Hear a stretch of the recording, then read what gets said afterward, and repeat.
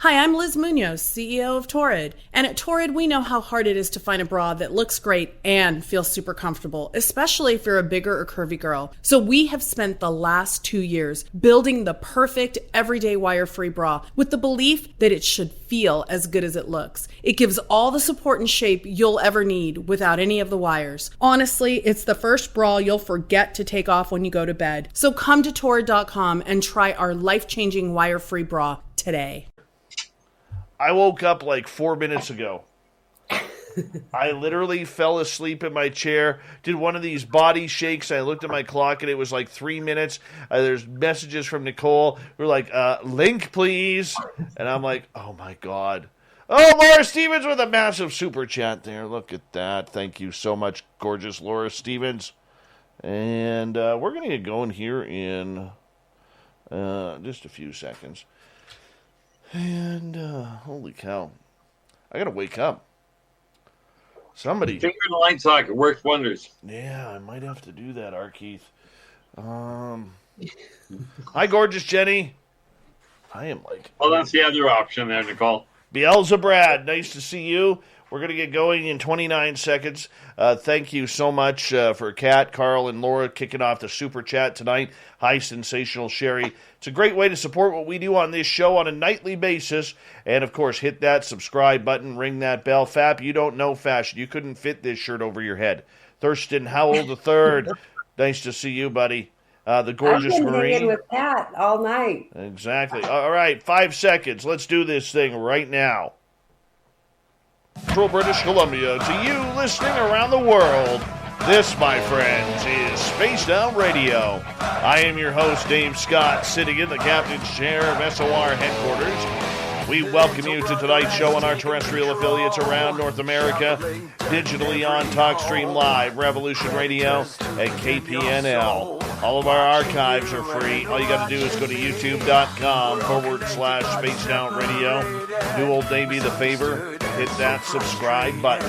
You can follow us on Twitter at Spaced Out Radio and on Instagram at Spaced Out Radio Show. Our website is spacedoutradio.com. We have a plethora of features for you, including rocking out Bumblefoot and reading up on Captain Shirk's SOR Newswire. Tonight's show is brought to you by Chive Charities. Help make the world 10% happier by visiting Chive Charities today. You can find them on our website. It is time once again where we all find our comfy seats. We grab our drinks, grab our snacks, because we are about to ride on the Woo train tonight as our Keith Andrews is back for the ET Connection. Keith comes in once a month to break down everything UFO and extraterrestrial with us because, hey, sometimes we're allowed a little fun and enjoyment in talking about the stranger things in life. And Keith, honestly, is one of the nicest people you could ever meet on this planet or out there to talk about this subject. Joining us as well is newly crowned co-author and researcher. She's just not a cook anymore. Nicole Sakich, research assistant with Grant Cameron. And before we bring Keith on, Nicole, I want to say congratulations for you. And, you're one of my best friends in this field. And to have you all of a sudden see your name on the front cover of a new book with Grant Cameron, it hit me today when I saw it. And I'm not going to lie, I fist pumped a few times. You know, I woke up this morning and looked at it again and had a little moment. I was like, wow, this is the Grant Cameron effect. Honestly, completely. Like, he's the writer. I'm just along for the ride. And, turning a panel or 2 panel discussions into a book, wow, it's mind blowing. So, me, I'm just forever grateful to my UFO boss now. So this is nuts. And yeah, like I'm not just a cook anymore. It's official. I have to change my title. Yes, co-author. Congratulations. If anybody deserves the respect and admiration in this field, it's you. And I mean that sincerely, as you know. And our Keith Andrews, my friend, my pal, my pork chop sideburn buddy. How you doing?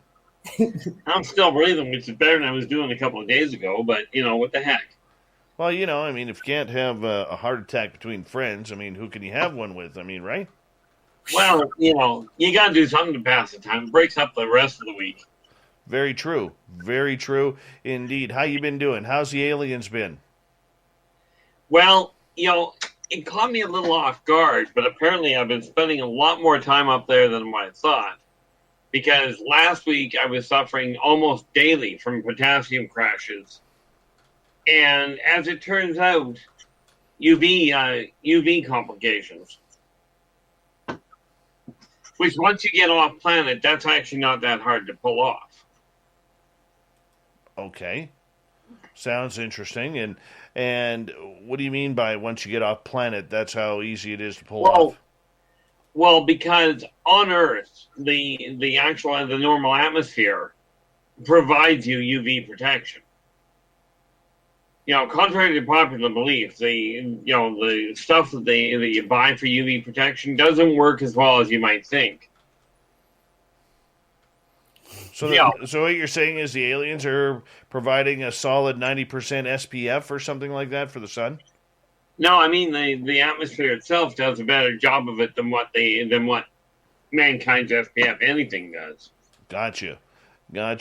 I actually figured out a topic for tonight, and we haven't done it in a long, long time. And I know usually we throw our topics right out the window. Yeah, we'll start with it though. It's a good way to get started. Absolutely. Absolutely, it is what a was good that, way. Nicole? I said it might get mentioned. You give us the topic, it might get mentioned. We mentioned usually it becomes a footnote in the discussion. But what topic were you looking for there, Dave? Well, you know what? It came up in conversation because I had a listener of mine reach out to me who believes their child is being connected to extraterrestrials. Put it that way, in a polite form. I'm not going to mention the person. I'm not going to mention the situation or anything like that because that's kind of in private for right now. But we haven't discussed children and UFOs in a long time. And, this is something where, as parents, Keith, and you're a parent, I'm a parent, Nicole's a parent, we always try and protect our children, from anything that we can, except when it comes to UFOs, it gets pretty difficult to be able to protect our children when they can seem to do anything that they want. And I couldn't agree with you much more than that. Well, this is a close to heart topic for me. This is actually what brought me out of this introverted world of solo lone wolf research, into the social media world. Once I became a parent, I couldn't ignore certain things anymore. And I had to reach out to people and talk to them and have discussions instead of be alone in this. It was no longer just me.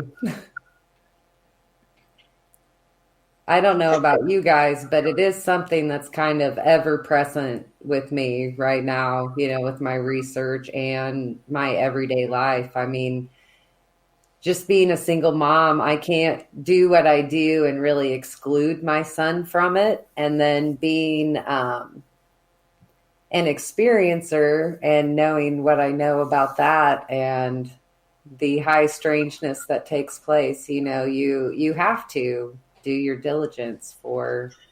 Oh yeah, that's very much the case. I mean, I'm in a strange boat from that one. My son, I've been telling him for years that I've been taken, and I'm lucky in as much as they've left my kids alone. Yeah. To the point that it was only just a couple of years ago that my son actually got caught. He knew I'd been telling him it had been happening, but it was only a couple of years back that he actually came out and went, okay, now I've seen it. Now I believe it. Yeah. Was that a nice moment for you guys, or was it like a big moment, or did it just kind of happen and pass? Well, it was a big moment, and the next couple of months were just absolutely, he was very much on edge about whether or not, if I was going out to the garbage, whether I was coming home. Right. Because what had happened is I got off I was off shift at 10 o'clock. And I told him I'm just taking the garbage out. And he asked if he could wait up to say goodnight when I got back in. I mean, yeah, absolutely. Well, I come back in, and, long story short, he was already in bed. So I didn't think anything of it. I went to bed. When I got up in the morning, he come flying out of his bedroom. And the first thing he said after he wrapped his arms around me was, he wraps his arms around me and goes, "You came back."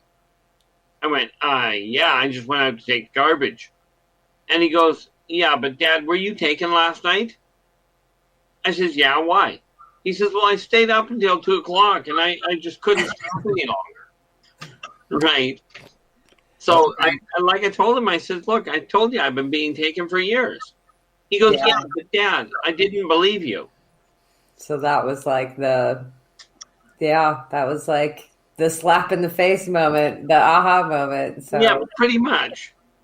I mean, it was something bizarre because he doesn't panic about it. He knows it happens now. He just goes with it. Like, he'll watch the moon now and go, "There's activity. I guess you're going to work." It's amazing. Yeah. See, my son is still young enough that Nicole, just one second here. One of you has your speakers a little too high. We're getting some echo feedback coming through, if you don't mind, and appreciate that. Go ahead, Nicole. I was going to say my son's still young enough that, I mean, he comes to me and describes strange things to me, and he's thankfully old enough now he can speak more clearly, and we can work out some things, or at least have a half conversation about it. But I mean, I kind of look at it as my job right now is to just let him bring things up and discuss it, and it's my job to just kind of document everything. I write down, he's got a dream journal that we keep, and then of course, he's told me some other stories, and he talks about a past life that he knows that he's had. And yeah, it's just some things that you can't write off as just silly kid things that I try to keep track of. And one day he'll probably be like, "Mom, my mom's nuts. Let's never talk about UFOs." But at least for the time being, like, he knows what I do with Grant, and he knows certain things, I would say. Like, he's we're comfortable with discussing ufology in my house. So whoever's around, like, so he does like join in, like, and has like his opinion on things already, which I think is delightful. But I don't ever, I'm not like, "Hey, get over here and let's watch this abduction video together or listen to this or that." I mean, there's things that any parent would shelter a child from. Well, yeah, I mean, that's where you really have to, as we know, you can't exactly protect them as in stop it from happening. Right. But by having the open discussions with them, what you can do is help them cope with the idea that these are just people. They look a little different. They've got different outlooks on life, but they are just people. Well, what I've noticed is that most of the time he's telling me things like that. Like, when he was really young, he used to describe in one of his dreams that this octopus-like alien, and he called him an alien, would visit him, and they would talk, and sometimes they would play. And I was like, "Ooh, an octopus alien, that sounds kind of creepy or scary." And he's like, "No, Mom, it just looks a little weird." I found that he was telling me things like that, as I was trying to gauge if he was, what his kind of emotions were while he was telling me about these things. But, as a mom, I never want to like add to any kind of fear he might already have or any anxiety, so a lot of times I'm just kind of like, "Oh, well, that's really interesting. What else can you tell me about it?" But he's never come to me in an afraid moment. You know what I mean? He's never been like, this happened and I was scared, you know. He's only had like one nightmare in his life that he talks about, and it's not anything that I would consider like high strangeness or the phenomenon related. So, I mean, maybe I would discuss it some other time, but he'll kill me for these conversations now. And he's like, Oh, yes. Remember, YouTube is forever. I know, and that's great. Like, we're already a UFO family, so Yeah, but he's going to be like, when he hits about 14, 15, he's going to be like, Mom, shut the hell up. Shut the hell up. I'm trying to get friends, Mom. I'm trying to get a girlfriend. You know, whatever it may be. I'm just teasing. Yeah, if he can find somebody who can deal with this, he's got to keep her. Very true. Trying to deal with Nicole is difficult. You're right, Keith. hey, I won't deny it. I will not deny that. You're trying to get me in trouble, aren't you, Dave? Yes, yes, I am. You know, but when it comes to children, you know, we all as parents want to play that mama bear or papa bear, Keith, in regards to protecting our children from anything that could put them in harm's way or anything that we consider abnormal, like extraterrestrial contact. I mean, how often is this happening and parents have absolutely no clue, Keith? I couldn't even begin to give you a percentage on that one. Kids are taken more often than, I mean, I know mine were taken. Especially my eldest was taken a lot. Because a lot of the time, what I find, one of the giveaways, one of the commonalities, if you will, is that they will talk about something looking through the window, where there's no way that you can chalk it up to it can't be a branch because you don't have branches out there, or what have you. And they talk about something coming through the window or being at the window. And it could go, of course, we have the traditional in the closet and under the bed thing. You know, a lot of the time, these are simply the way the kid manages to translate what they're seeing. You know, and you'll see it in some of the drawings and what have you that they do. Now, granted, they use color. The drawing may not be that well, but you look at the basic forms, and you'll find that they are indicative of some of the creatures that we're dealing with.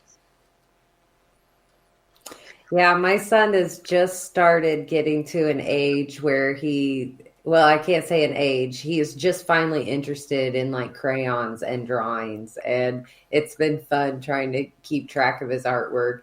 He's been more of like the collage sort of artist. Like, you know, he puts different things together. It was never really drawing. And now it's steering that way. So it's kind of neat. Grant has started collecting some of William's pictures and So has he gotten to the point of actually liking to eat the things yet?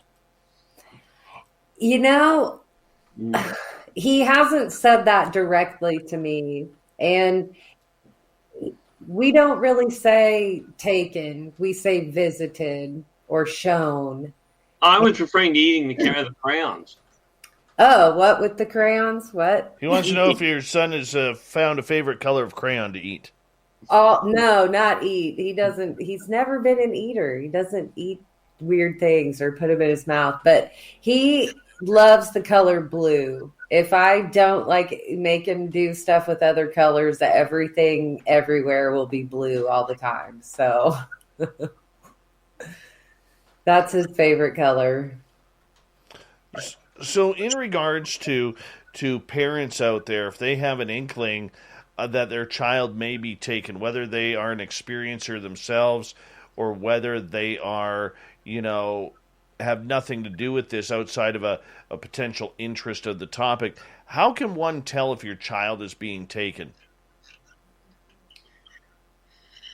From my standpoint, it really boils down to you watch what they're talking about. Are they talking about noises at the window when you don't have anything functional? Like if you don't have any trees near your window and you're hearing scratching at the window, you may be dealing with it's a possible that you're dealing with a taken. The other thing to really watch for is more when they're outside, daytime or nighttime. It'll be more often at night. If they're constantly looking around, and especially if they're looking upwards, at the rooftops or at the treetops, and they're looking a little edgy, you're likely looking at a problem. See, I don't know if I could be as specific with Keith, but I mean, I would say whether you suspect anything or not, I think journaling your children or journaling your child's early years is kind of interesting in and of itself. I mean, it's a special time in their life and it's fun to document it. But if you do something as simple as a dream journal or just a day journal and let them express themselves, I think maybe you would see something that would give you cause to have suspicion. I don't think this would just be out of the blue for you in any way, shape, or form. But I think a journal would be a great way to start. And since I'm a book reader and collector and now co-author, I would suggest looking into like the work of Barbara Lamb, because I mean, just that's what she does, and working with children. And yeah, that would be a great place or resource to start. And I guess on another level is I do belong to sort of a moms and ufology unofficial group. And some of us, we obviously talk about our children all the time, but, we've gotten to a point with understanding. Dine in style with the August gift of the month at Pearl River Resort and Casinos. Visit Thursday through Sunday beginning August 5th to win a beautiful set of ceramic dinnerware from celebrity chef Robert Irvine. Just earn 250 base points each week to receive your gift while supplies last. Gifts include sets of 8 and 10-inch dinner plates, coffee mugs, and soup bowls. This August only at Silver Star and Golden Moon Casinos, Pearl River Resort Properties. Hi, I'm Liz Munoz, CEO of Torrid. And at Torrid, we know how hard it is to find a bra that looks great and feels super comfortable, especially if you're a bigger or curvy girl. So we have spent the last 2 years building the perfect everyday wire-free bra with the belief that it should feel as good as it looks. It gives all the support and shape you'll ever need without any of the wires. Honestly, it's the first bra you'll forget to take off when you go to bed. So come to Torrid.com and try our life-changing wire-free bra today. A phenomenon or how to interact with it, that we've realized there's been moments where, like I had a moment where I was seeing these shapes in meditation, and I would be able to ask those shapes to become more defined or clear or closer to me.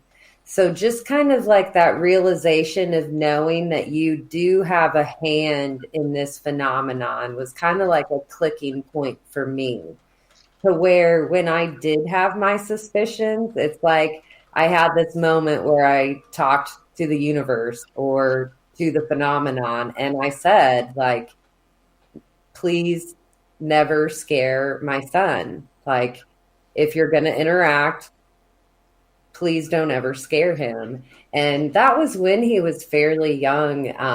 I would say just over a year old. And I think I was just having a moment where, I didn't know what to expect. You hear about these things running in your family.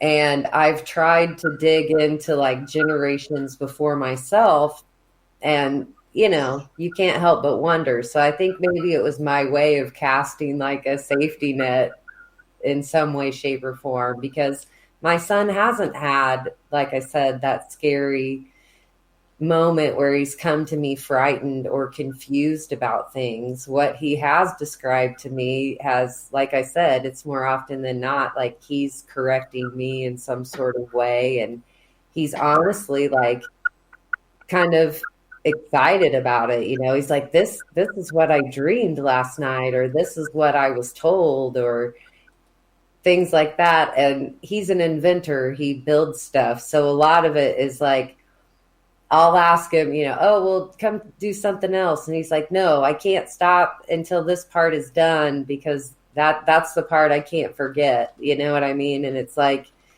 there's just something a little fun and odd there that I know to just duly note. So. Yeah, that's where it gets interesting. Keith, we got 25 seconds. Absolutely. I was going to say, calls octopus. Mm-hmm. The race he's dealing with are the Udina.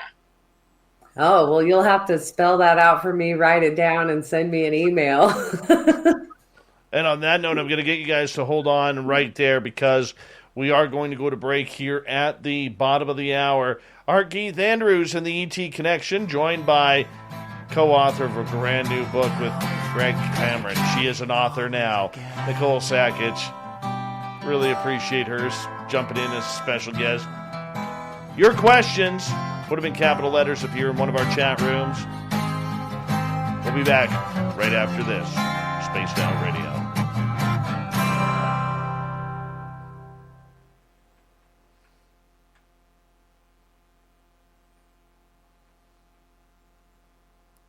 I wonder where Nicole went. I don't know. Maybe she was taken. That was weird. Your speaker is a little high still. We're still getting some feedback. That's cute. I haven't touched the thing. How's that work? No idea. Well, I've turned it down a little. You get abducted there, Nicole? I don't know. I went to close my chat was frozen on the side of the screen, and I thought I went to close it, but I think it just shut off everything. So. Fap said he took you. Oh, thank you, Fap. Thanks for returning me unharmed. I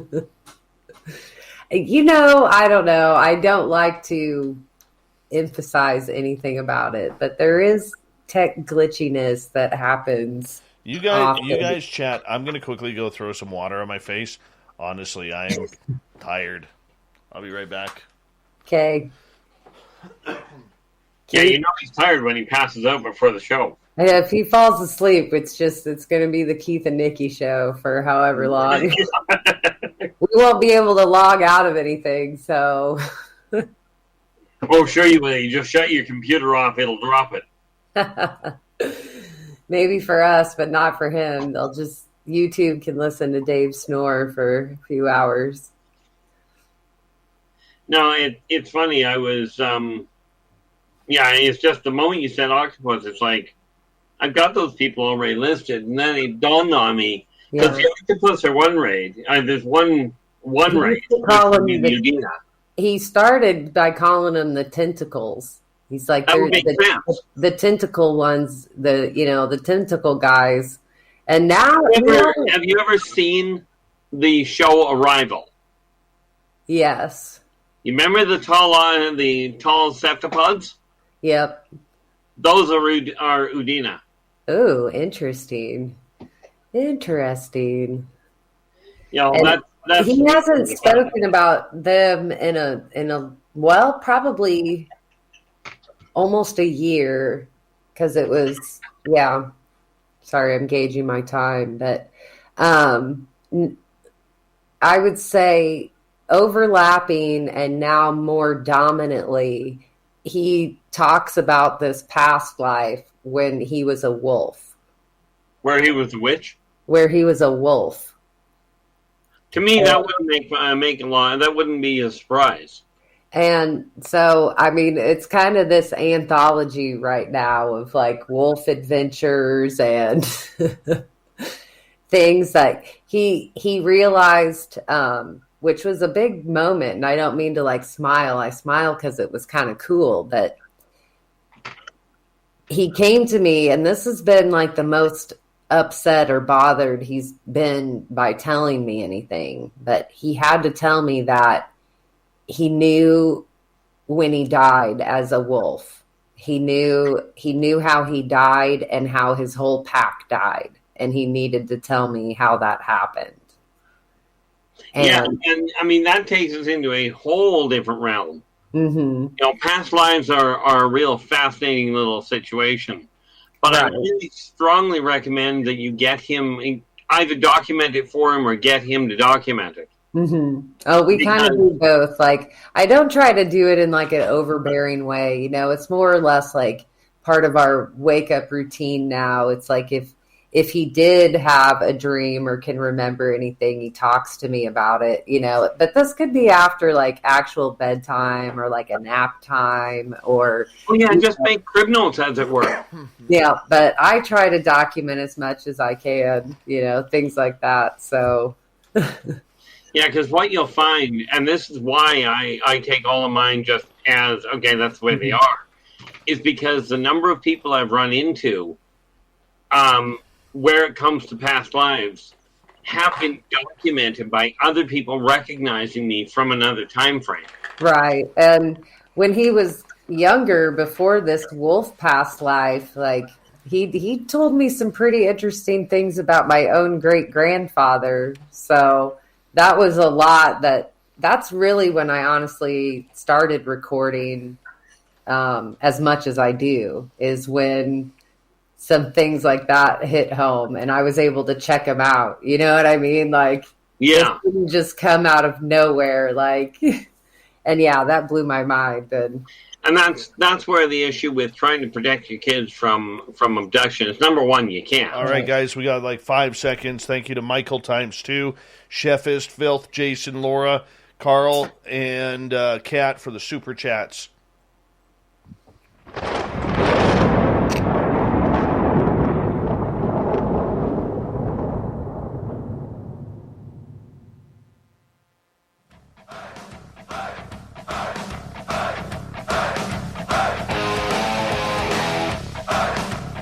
Second half hour of Spaced Out Radio is underway tonight. My name is Dave Scott. Thank you so much for joining us.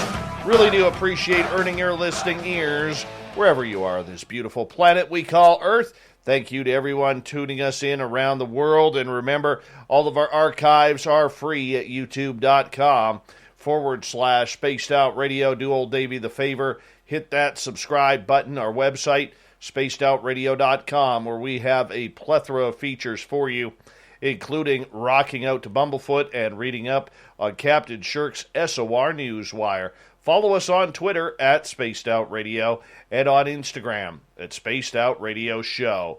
Tonight, we have our Keith Andrews and the ET Connection with special guest Nicole Sakic, where we take your questions and ask them if they're about UFOs, if they're about extraterrestrials, ET contact, your children, are they in contact with aliens? We'll find out tonight. Keith, we're going to start off with a question from Nikki here, and she is asking, did any kids you know or did you know when you were little and being taken? Did you try to hide in closets or under beds in kid thought, thinking that would help you hide from the ETs, Keith? No, because, I mean, I'm an odd case there, because I ran into my first set of ETs while I was still in, well, I actually ran into them while I was in utero, but the day I was born, I ran into my first set. So they've just been part of the normal thing. I can speak to that a little bit and say, yes, with the number of experiencers and parents that I've spoken with when they speak about their own experiences as a child, whether it's ongoing or it's just one memory that they recall, like, you do come across these patterns, and whether it's a closet or under a bed, sometimes it's not necessarily hiding. Sometimes it's waking up in those places. You know what I mean? Like in a strange place and not in waking up, you get used to.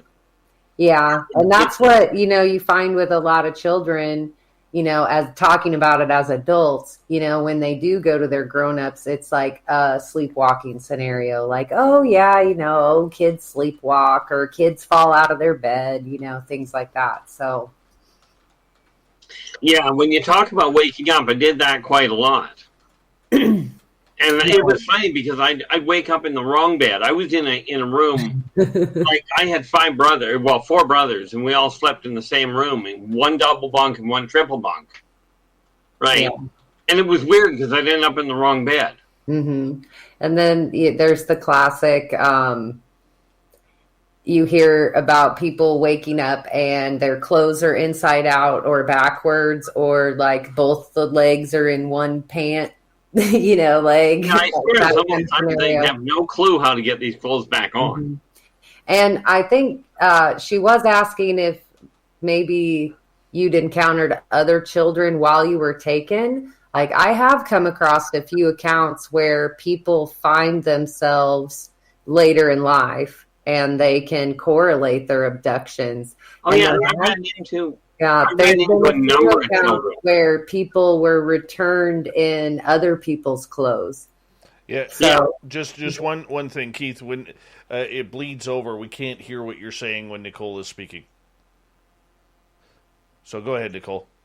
Oh, I think, what was I saying? Oh, there's accounts where people find themselves older in life and recall with other experiencers that they have met in their experiencers as children. And sometimes children or adults even find themselves returned in not their clothing, somebody else's clothing. So you come across these cases. I mean, I know you can dig on your own in, places like MUFON, or I'm sure you can ask researchers like Preston Dennett or Grant. Like, Grant and Preston both seemed like, you mentioned one oddity and they've come across like 10 cases that they could cite where it's so similar. So it's fascinating. All right, let's get to another question. Greg Moyes is asking, Keith, are you friends with any Arborians? What are they like? Actually, and the answer to the question is yes. And for the most part, they're actually really friendly individuals. They are actually literally how I get a lot of my communication lines. Like, instead of watching newspaper, I talk to these guys, because they're connected throughout the planet. Right. But they are, on the whole, very gentle. Very gentle, very patient individuals. But I'll tell you, trying to get them to say anything can take a month of Sundays. Why are they difficult? Because unlike humans are very fast-paced, very skittish, right? Arborians, on the whole, are very laid back and they're just not in a hurry. What do they look like? In simplest terms, trees, ferns, flowers. Okay, now not every tree is an arborean. Okay, and not every fern is one. Weird. Okay. Very weird. If you think of it in terms of, if we take a look at it from the Tolkien world, treants are actually, what they are is they are the arboreans. I am Groot. I guess so. Yeah. I am Groot. They don't grow that fast. For 5 more minutes. All right, let's get to another question. Mennonite Abe is asking, have either of you had any ghost activity in addition to alien activity? Is there a connection? Well, the first answer would be absolutely. We've got a resident ghost that's a pain in the neck on occasion. But the only connection that I found between them, because some ghosts are human or were human, some are different races. Right. And that is my call. Keith will have to take that because he still is working on shift. Nicole, have you ever had anything like that happen? I don't like making it sound so scary. I think ghost activity sounds like you're being haunted. I have had moments throughout my life as a child and as an adult where I believe I've been visited by family members' spirits. Now, have I seen the ghost of my grandma? No. But this, an overwhelming presence. And I think once you recognize it as such, I think that's something that's very special, and I do have one, I call it one of my scary, high strangeness moments. And it involved a Ouija board. And, playing around with it and talking with things. And yeah, I mean, it spooked us at the moment, or spooked me, but it was nothing terrifying. And yes, I do think there's a level of how this is all connected, and you start seeing similarities when you start listening to testimony from this paranormal world. You see the likenesses in the ufology stories as well. Just when it comes to like channeling stories and out of body experiences being so paralleled with abduction scenarios or contact testimony. And yeah, it's fascinating to me. So see, I completely agree. I think that there are a lot of coincidences that happen between the paranormal and the ufological. I know for me personally, my scenario when I started awakening into this entire field, it all started very paranormally. And then as I started to open up, that's when more started coming through, like the UFOs and the extraterrestrials. This is why I always tell our audience, if you're going to follow people who are investigating the entire phenomena. I always brag about your boss, Grant Cameron, because a lot of people will say, well, there goes Grant again on one of his tangents or on one of his goose chases. Yeah. But the one thing Grant does, along with people like David Weatherly or Timothy Renner or people of that ilk, is they follow the path until that path becomes a dead end. Mm-hmm. And I don't think we do that enough in this field, because the big name researchers who are not out there for fame, they're not out there for fortune, they're actually out there trying to find proper answers to these phenomena. They are the ones who are looking for those connections that seem to be there, because people who are experiencing the high strangeness always tend to, Nicole, seem to have ghostly encounters, cryptid encounters, as well as UFO and alien encounters as well. It's always running the gamut of two of the three, maybe three of the three, not just one. Have you noticed that? Yes, I have definitely noticed that. But I think it's something that your new person into this community doesn't really realize yet, or realize about themselves, perhaps. Like, it was 25 years between my first UFO sighting and my second UFO sighting. And in between that, I had an out-of-body experience and that Ouija board experience as well. And it took probably 15 years for those, the UFO stuff, the paranormal stuff, and the out-of-body experience. It took years for those three things to click for myself.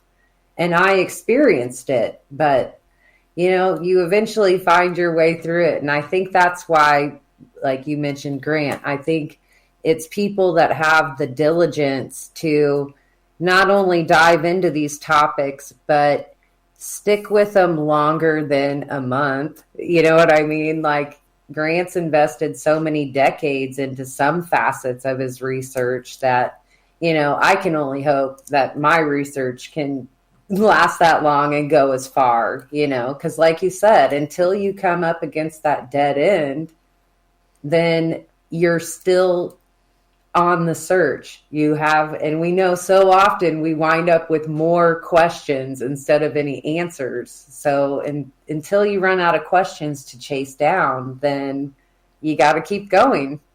Even if you have to back burner it for a while, you got to keep going. You definitely have to keep it going, because that's the only way that you're going to lead. And this is why, like I said, whether it's Grant or whether it's David Weatherly, Timothy Renner, Joshua Cutchin, names that I mention quite often on this show, you have to be able to chase those paths.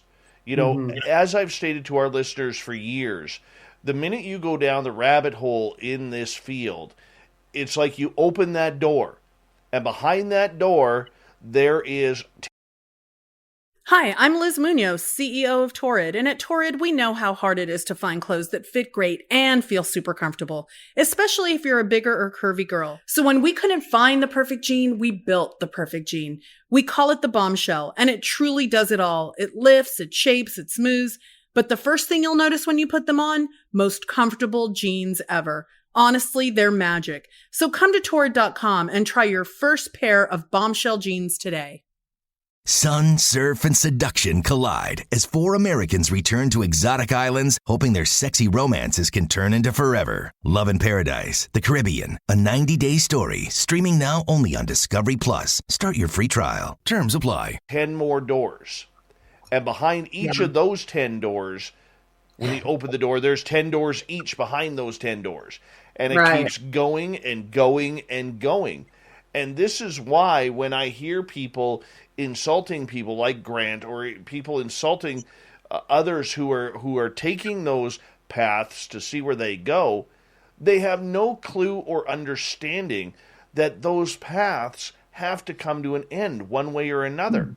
This is why, if you look at Grant, who's a perfect example of this, this is why he goes off on consciousness, or another path of people who claim to fly the ships, or what does music have to do with ufology, or what does any type of psilocybins have to do with, or what's the word I'm looking for? Any type of psychedelic drug have to do with contact?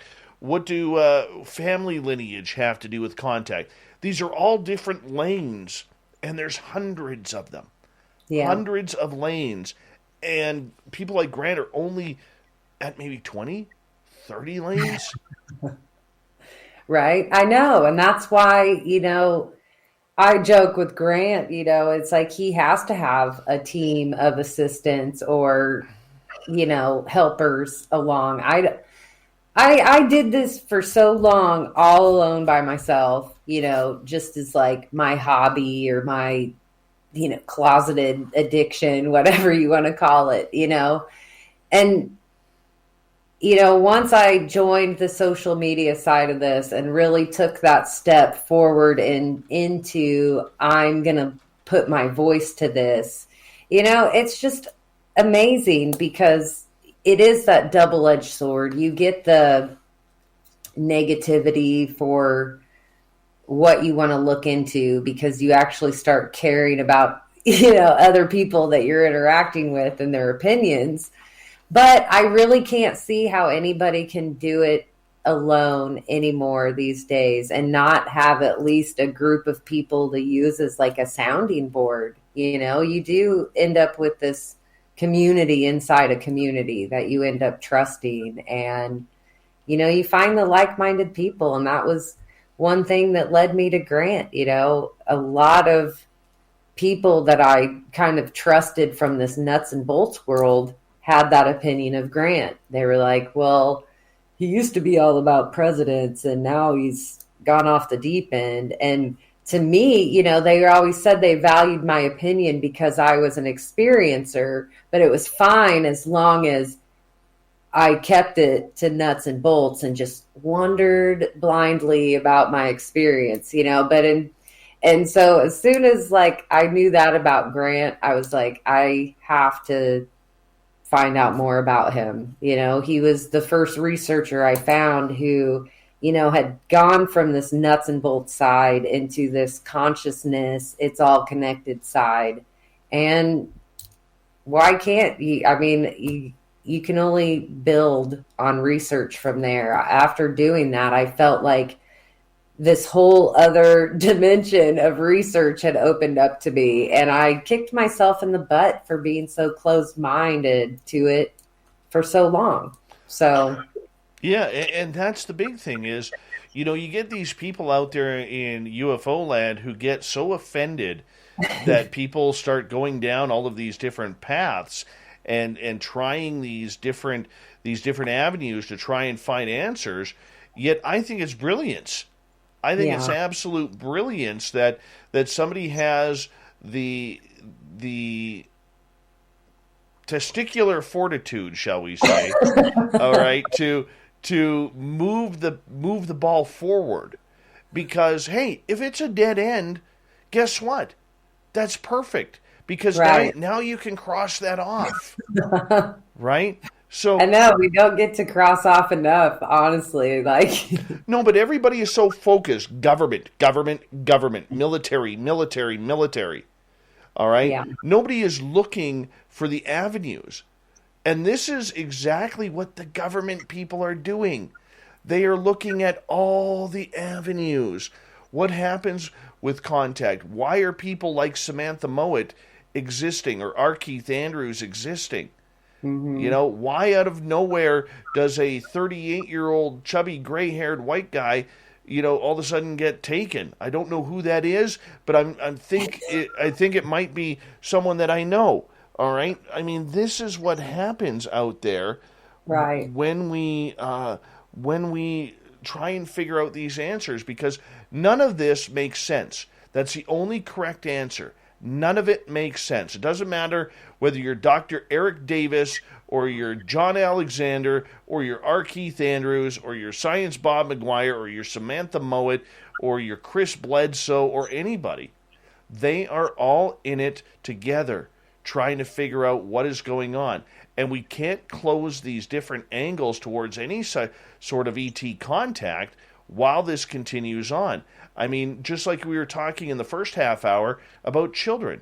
I mean, is my son a contactee? I know he's been taken twice. I know he hasn't been taken since, because we were told that they weren't taking him anymore. Mm-hmm. And you got to go with that. Will it happen again? We don't know. As of right now, my son doesn't draw little gray guys. He doesn't draw little monsters. He doesn't, and he's much like your boy, a couple years older than your boy, but, he doesn't do those things that we would suspect, Right.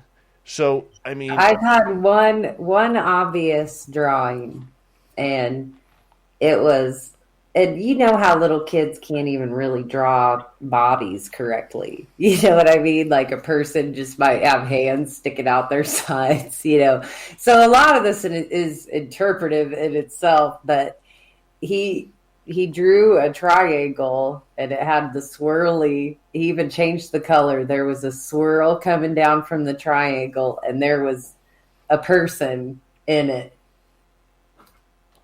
No. Yeah. And it's a person, but it's a little kid drawing a person. So, but yeah, that's what he drew. And I, of course, was like, oh my God. And just, there wasn't even a discussion along with it. He told me this little one's going up to a bigger one. And the bigger one was so big, it didn't even fit on the page that he was drawing. There was just parts of it. That's how he said the bigger one was that big. And that's where he left it. And so it's in the stash and in the collection. And yeah. The only thing weird my little boy did, it was a few years ago, where all of a sudden he comes up to me and he goes, Dad, can you tell me what a donkleosteus is? And I'm like, I don't even know how to pronounce that. Right. And he was like, just turned 5. And apparently it was one of the predecessors to Megalodon. Right? And I'm like, okay. But no. That's common knowledge right there, yeah. But on the flip side, I know my son sees things. We've caught him. Yeah. We've caught him and the dog staring at a shadow-type being in the doorway. Him and I had that scenario happen a couple of years ago where I was getting him ready for bed, and he was having a bedtime snack, and all of a sudden we watched these like captain's bars go through my kitchen. These giant captain's bars, they were about 18 inches each, of barred light, and then all of a sudden, like 2 minutes later, he announces that, looks at me and starts bawling his eyes out and says, Dad, you're going to die soon. I don't want you to die. Oh, yeah, you've told me. Yeah, that one still gives me a little bit of the creeps. GBs. Yeah. And I have, William described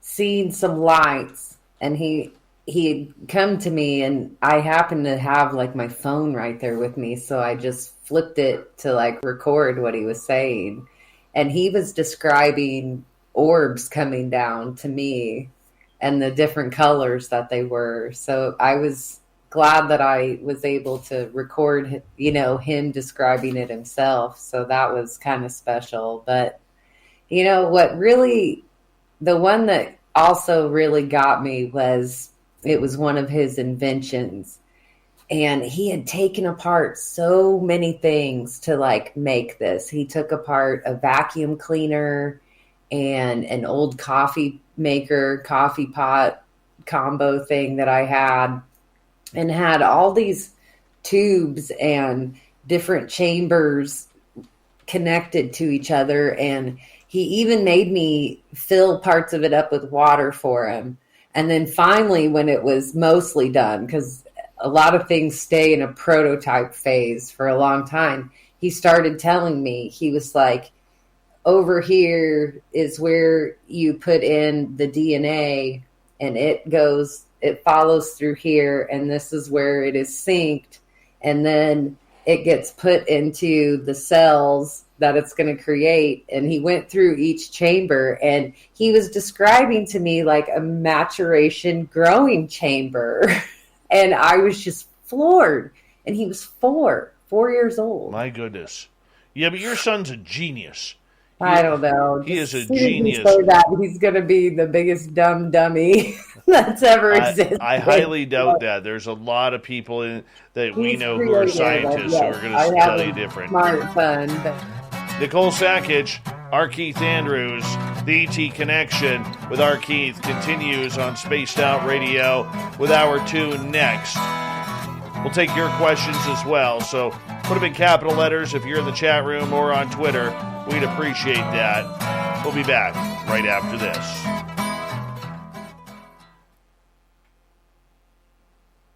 woo!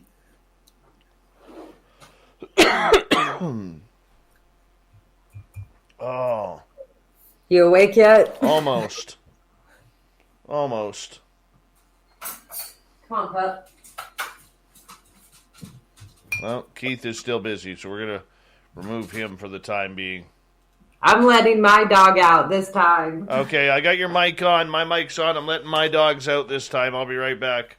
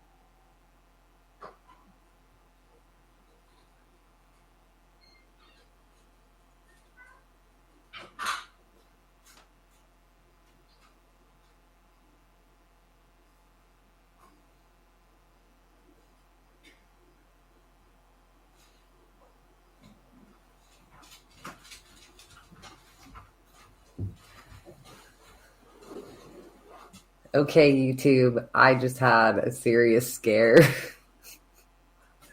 I let my dog out my front door, and I have a big open cemetery, pitch black next to me, no neighbors.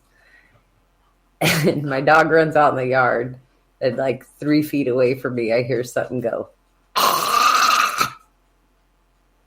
And I froze like this, and I turned, and I could see the silhouette of 2 deer ears and a profile of this deer. And there was like 5 of them, and they all went like to each other and then ran off. Like, oh my God. Definitely don't have aliens tonight unless it's a pack of or a herd of deer. So we'll ask our Keith if that can be a screen image and how often it's used. So, oh, too funny. I'm just glad I didn't scream like a girl.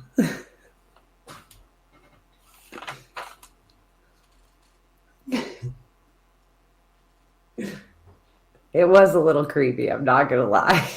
But and in hindsight, I was glad my dog did not see or hear them. He's like the biggest dumb dog ever because, yeah, he would have chased them and been gone. So, Fap, that was not you in the bushes.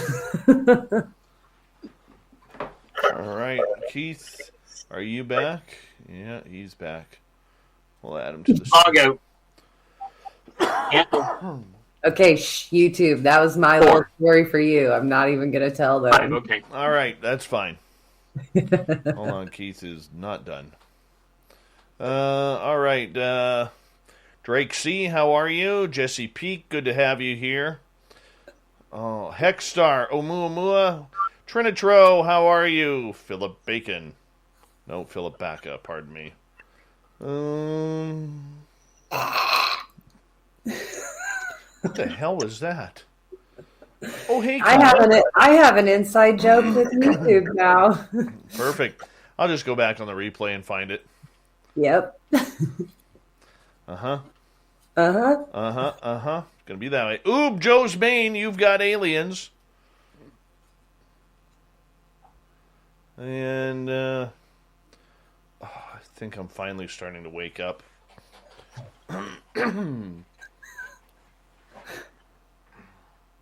It was a female. Yeah. Keith, are you back? All right, he's back. Phone could be thrown over my shoulder. That's just likely to break it. Evil Carl says he is Chad Smith. Hi, Chad. Yes. Chad Smith is the only not Chad Smith here.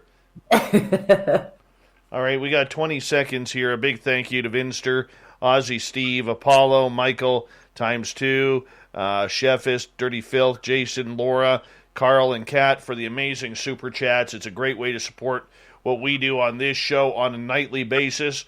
And here we go, everyone.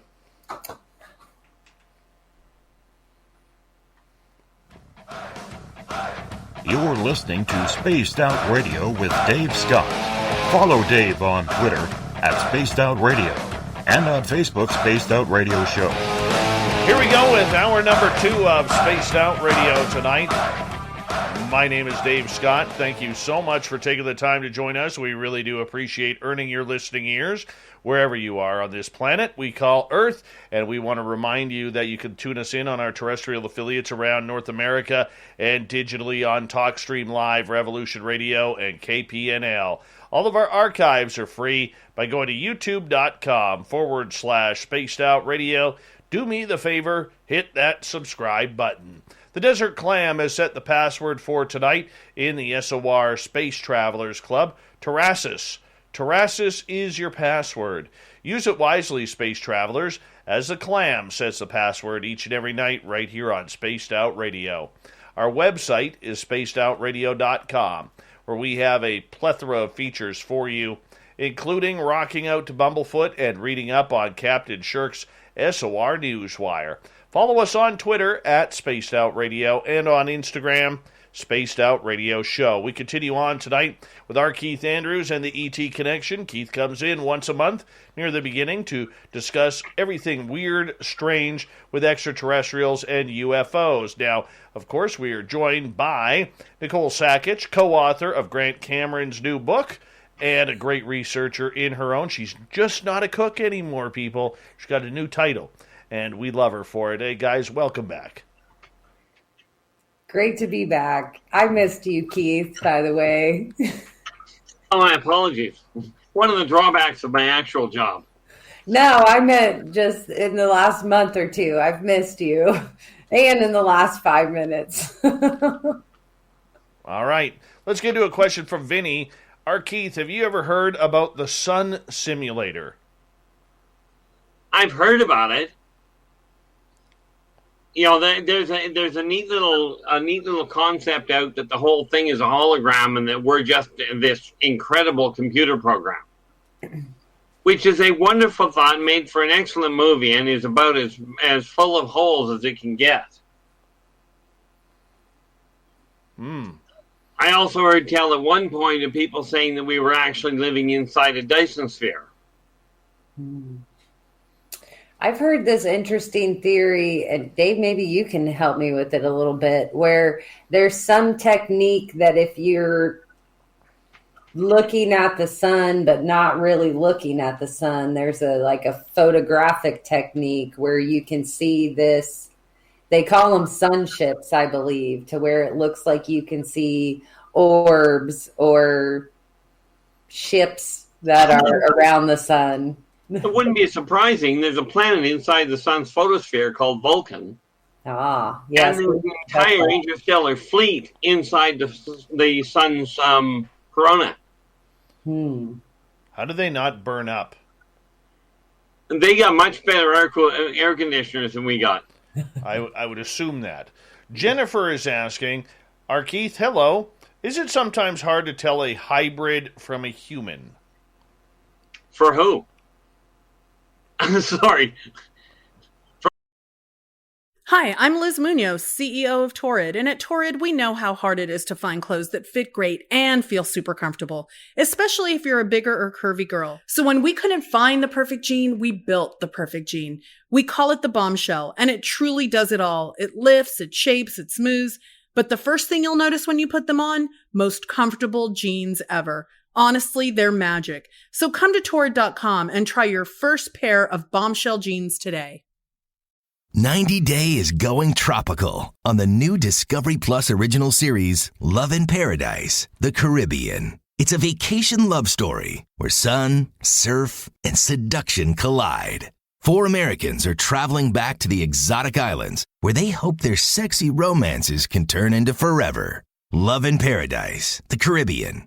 A 90-day story. Streaming now only on Discovery Plus. Start your free trial. Terms apply. For me, they stand out pretty solidly. For most people, yeah, it's very hard. And contrary to some people's opinion, most hybrids don't even have a clue they are one. It's very much like most people that are adopted have no clue they were adopted. I have heard that there is a hybrid / alien detector. I have not been able to verify that its use is true or that it is an actual thing, but I've come up across it a couple times now, and technically the answer would be yes. If you can track the subquantum biomagnetic electric flux on an individual and compare it to a phenomenal database, you'd be able to spot hybrids via some sort of a detector. Well, this was supposedly being used in the 80s and probably the 90s. And if you believe the line, that it's probably still in use today. So I'm still digging. I'll keep everybody updated on that one. All right, let's move on here to the next question. Weird one from Greg. Do the aquatic elephant race have a leader? How do they choose them? Well, first of all, it's a matriarch, and how they choose them is it's very similar to the way the elephants do it. it really does boil down to the largest of them, and the largest and wisest. It's not always the biggest, but they do it primarily on an intellectual battlefield. Okay, yeah, I know that sounds a little odd, but they actually go after the brighter ones. But they're a very passive race anyway, so.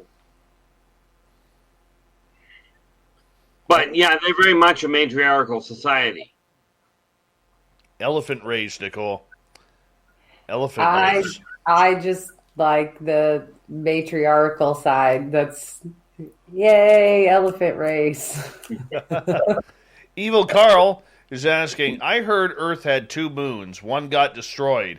Do you know anything about this, Keith? Well, in the time I've been here, I've only seen the one. I know that sounds a little odd, but you got to remember, I've got memories that date back to the construction of the planet. It is strange. It is strange. My life's always been strange, though, Dave. This is true. This is true.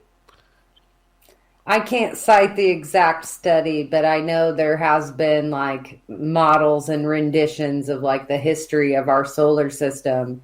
And a few of them have encompassed like even like Earth 1. And there were multiple objects around like Earth 1, and there were collisions. And, there's a possibility that our moon now is like a chunk from the old Earth. And, there are some science models out there that theorize that there were other bodies in orbit around our Earth at certain phases in the solar system development. So, and I won't argue the theories because I got nothing to work with.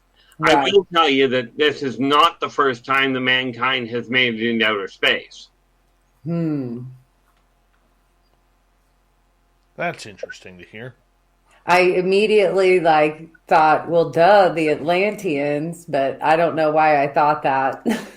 Well, the Atlanteans didn't come from Earth to start with. But the ones that are a dead giveaway are the Mobians, who actually left Earth. Where are they now? On Mobius. Where's Mobius? Mobius is actually a planet that, and ironically enough, NASA knows about it. But Mobius is a planet roughly the same size as Earth, on the exact same orbital path, 180 degrees across the sun. So Earth will never see Mobius. Do they come back and visit? Yes. Do we go there? Like that you said, NASA knows about Mobius. Do we go there? NASA knows about them. NASA keeps trying to deny a lot of things that NASA knows about. But do I know for certain whether they go? I know that Mobius does have visitors over there. Whether it's NASA that goes or not, I have no way of telling. Right. What kind of technology do they have or use? Do they come via ship, or do they portal jump? Or no, they do come via ship. But it's their ability to manipulate what humans call zero-point energy that makes them dangerous. Except they're extremely peace-loving. They do not have war. They do not have disease. They don't have jealousy or greed. Is that why they left Earth? Were they like a breakaway civilization? In a manner of speaking, they made a mistake. Okay. They literally had, at the time, they had 10 billion people on this planet. And they made a miscalculation. Their civilization almost died overnight because of one minor miscalculation. Well, pretty major miscalculation. And the remainder of them, all but about 10,000 of them, left Earth altogether and went over and moved on to Mobius. And they haven't repeated the same mistake now that they're Mobians and not Earthlings? Well, they corrected the problem here. This is why I tell people humans can actually get along. It is possible. It's been done before. But no, the Mobians took their civilization as it was. They didn't create the same mistake, because the mistake they made, the biggest mistake they made, was they didn't think through one little thing.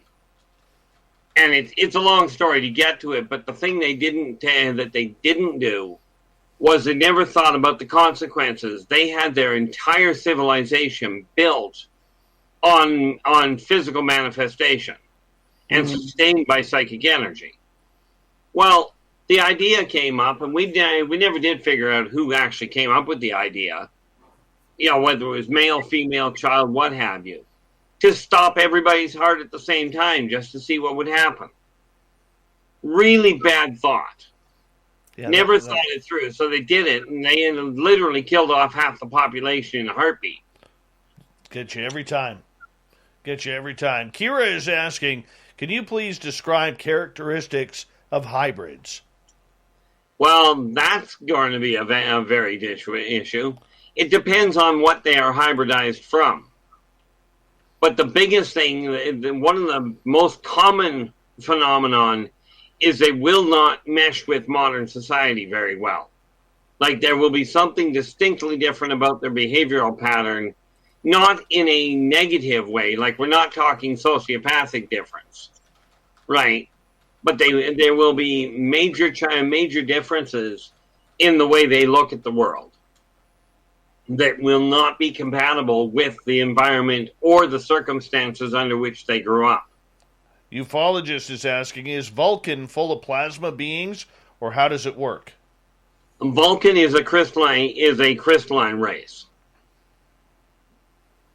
They are not green men with green blood, or pointy ears and green blood.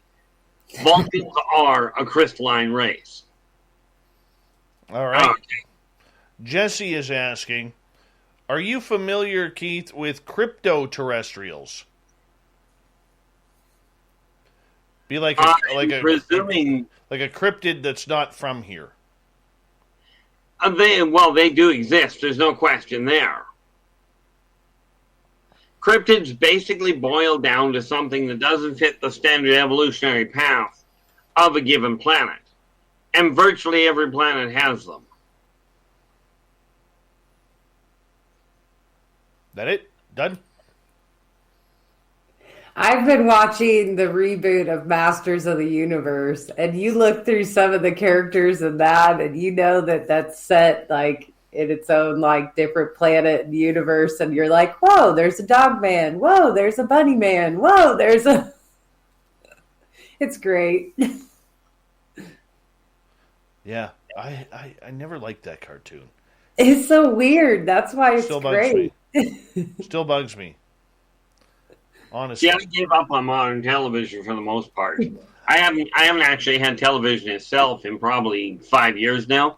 Right. This is streaming on Netflix now. It's a reboot from my childhood, so I have to, watch it. And it's weird. All right, Vinny is asking, are ghosts or demons related to aliens?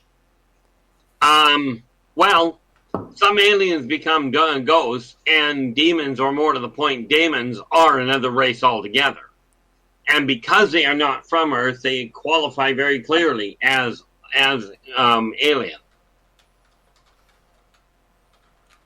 But they are not what people are taught to believe. I've come across quite a few stories too, where in like some seance circles where they're speaking with spirit, and it's an ET spirit. Like, they do pass away. They have a life cycle. They've moved into the spirit world. So that blew my mind when I first came across those stories. Well, the thing is, humans, whether you're good or bad, plants, animals, aliens, elementals, different energy patterns, all end up going to the same place when they die. Mm-hmm. All of them do. Fascinating. Which makes for a rather entertaining time over there. My favorite to follow right now is Dr. Shirley Ryan, and she channels a being who is in spirit, whose name is Thanes. And Thanes is passed on into the spirit world, and Shirley channels. So It's wonderful. I love following along with their knowledge and story. So Surely you can't be serious. surely I am. Nikki is asking, Keith, do you have memories of past lives of being an extraterrestrial? Yes.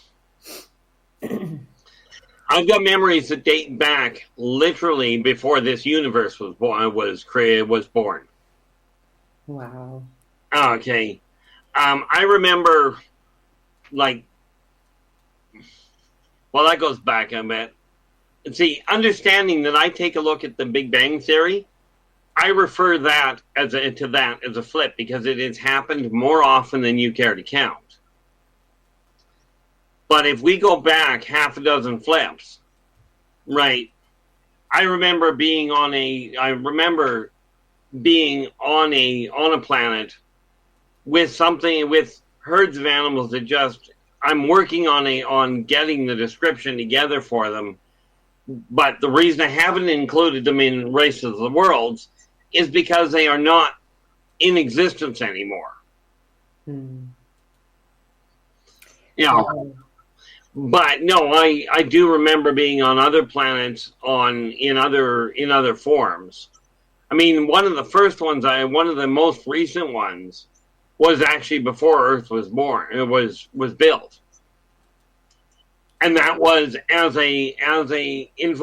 was an information handler for the Zerziks. I was a Zerzix and handled the information flow. And basically I worked in a mailroom. Where the Not Zerziks, necessarily the most exciting place to work. did they build the Earth? I love it. You've said that before when the Earth was built, and I automatically think of the planet builders from The Hitchhiker's Guide to the Galaxy and the character named Slarty Bartfest. So is there a Slarty Bartfest out there that designed the coastline of the UK while they were building our planet? No, the coastline of the UK is quite frankly an evolutionary problem of the current Caboran that we're living on.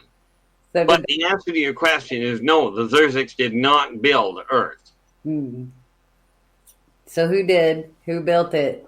Well, it was a group of spirits. It was actually a pair of spirits that built it. Oh.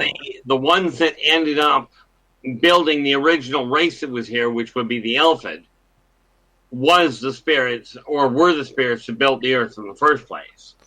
All right, we got 4.5 minutes before we have to go to break at the bottom of the hour. Our Keith Andrews and special guest Nicole Sackage here tonight for the ET Connection. Cat Chaser is asking, are aliens and Bigfoot connected, Keith?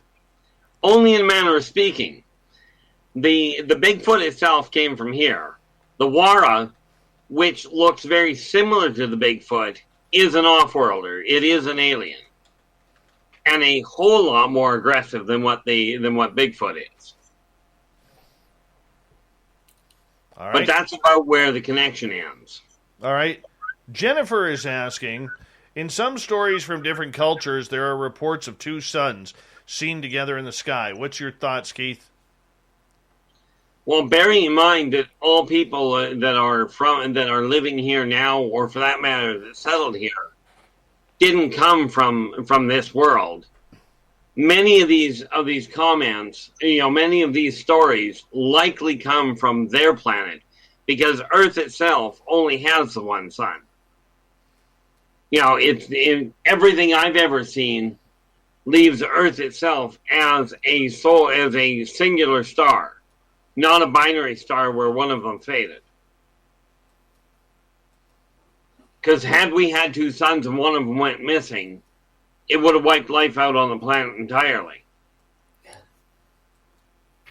Just so negative.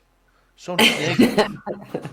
All right, let's burn through a couple more here. Apollo is asking, which species is the most similar to us?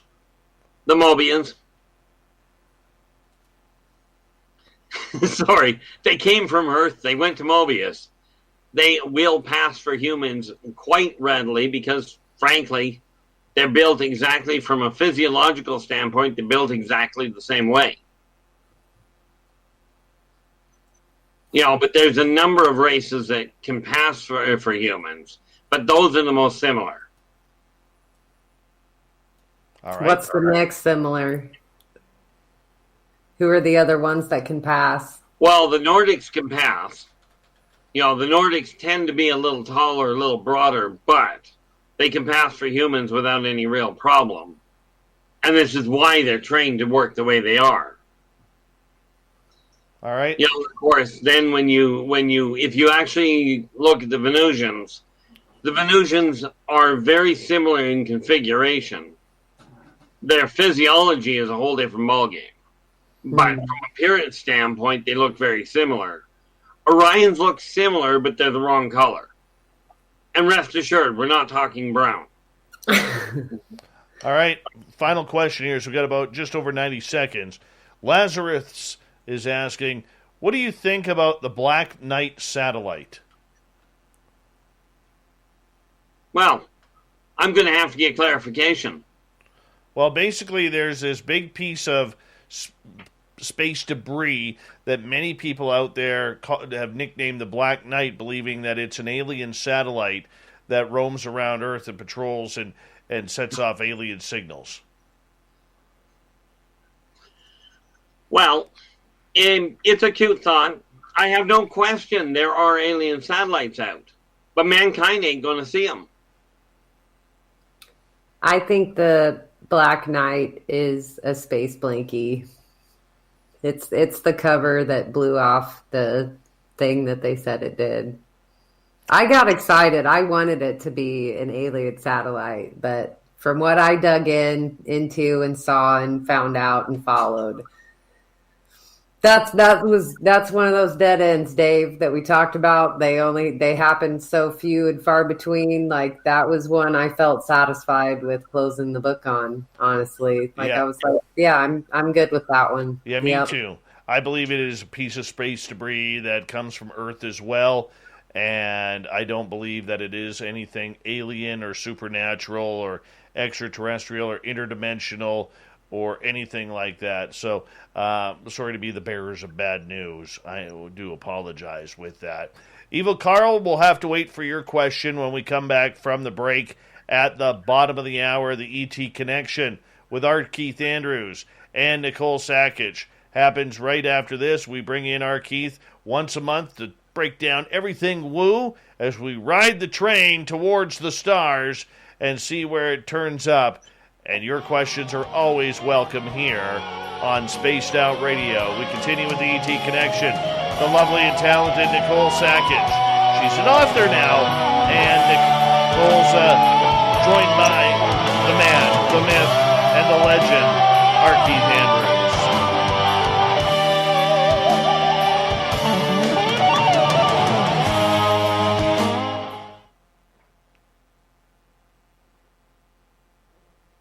I'm so excited. Pascal just entered the chat room. My shoulder feels better today.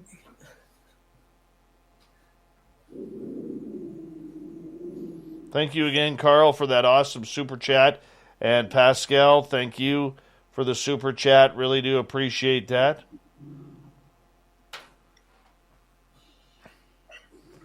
All right, I am way back in the chat room right now, guys, because I'm holding for questions here for Keith. Let's see here. Let's see where we are. Bonjour, Pascal. Comment ça va?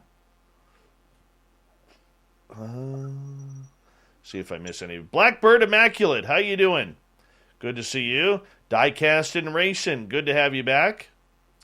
And Dirty Filth. You're looking extra dirty tonight. And who else do we have here? And Nicole's dog.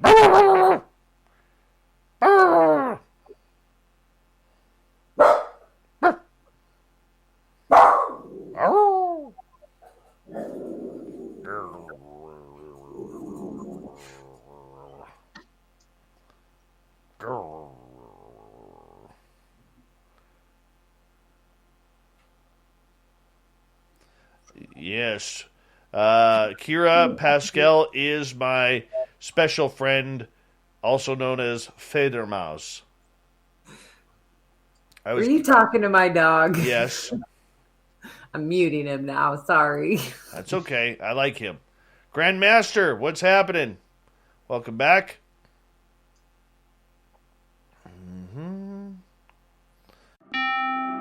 Real estate agents have the power to adjust their client's approval letter amount in real time using Rocket Pro Insight. Sign up today at rocketpro.com/real estate. Call for cost information and conditions. Equal housing lender. Licensed in all 50 states. MLS ConsumerAccess.org number 3030. Welcome to Whataburger. Customization is what we've always done. You want mustard and mayo? You want ketchup? We'll make it how you like it. When you customize your own burger, you can put your personality in it. This is my Whataburger with mayonnaise, ketchup, all the vegetables, no cheese. We customize orders 24 hours a day.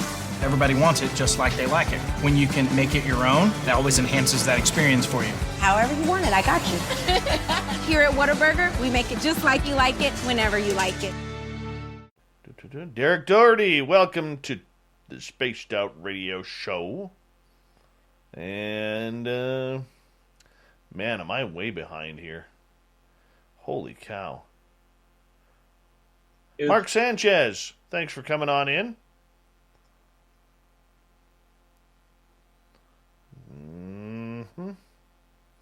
I saw that question, Evil Carl. Bad, Evil Carl. Bad. Hi, Shar.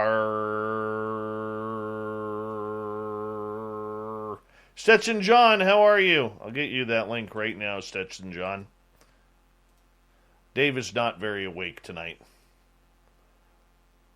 So if you haven't heard, literally, I fell asleep in my chair, which I never do in show prep.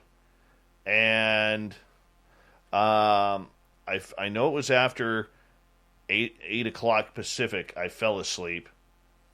And I literally woke up with 3 minutes to go before we go to air. And I was apparently tired. And so I've been trying to wake up ever since.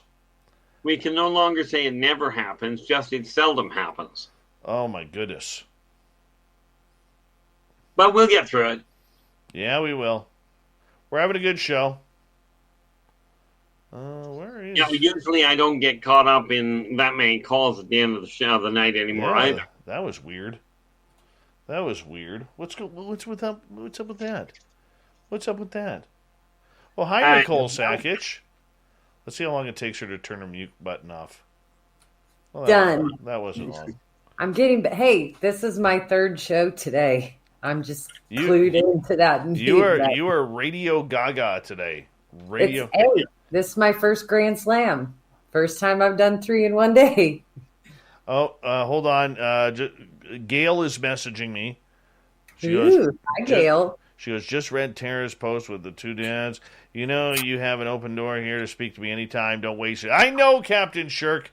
You kick my ass about that all the time. I love you, Captain Shirk. I love Captain Shirk. She's awesome. Yeah, good old Shirky Poodles. Shirky Poodles. It's her own private dog breed, Shirky Poodles. Oh. Mm-hmm. I think I want one. Uh-huh. I added more beans to my pet family yesterday. What did you get? Well, the inventor won 2 goldfish last night at our town fair. Nice. I want to get back into having reptiles. I really, really want a chameleon. Ooh. I love reptiles. Frogs. I'd like to get some frogs in here. I had tadpoles last year. Do you remember? I woke up and after some thunderstorm, my neighbor's pool was full of like millions of them. Hold on. And I scooped some. Hold on. Here we go.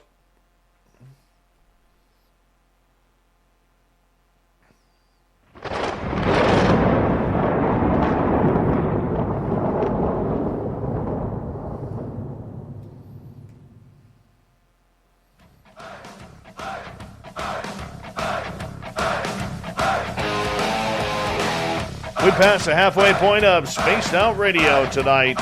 My name is Dave Scott. Get your horns up as we get ready to kick off the second half of the show. I want to remind you that if you missed portions of this show or others, check out our free archives by going to youtube.com/Spaced Out Radio. Do old Davey the favor, hit that subscribe button.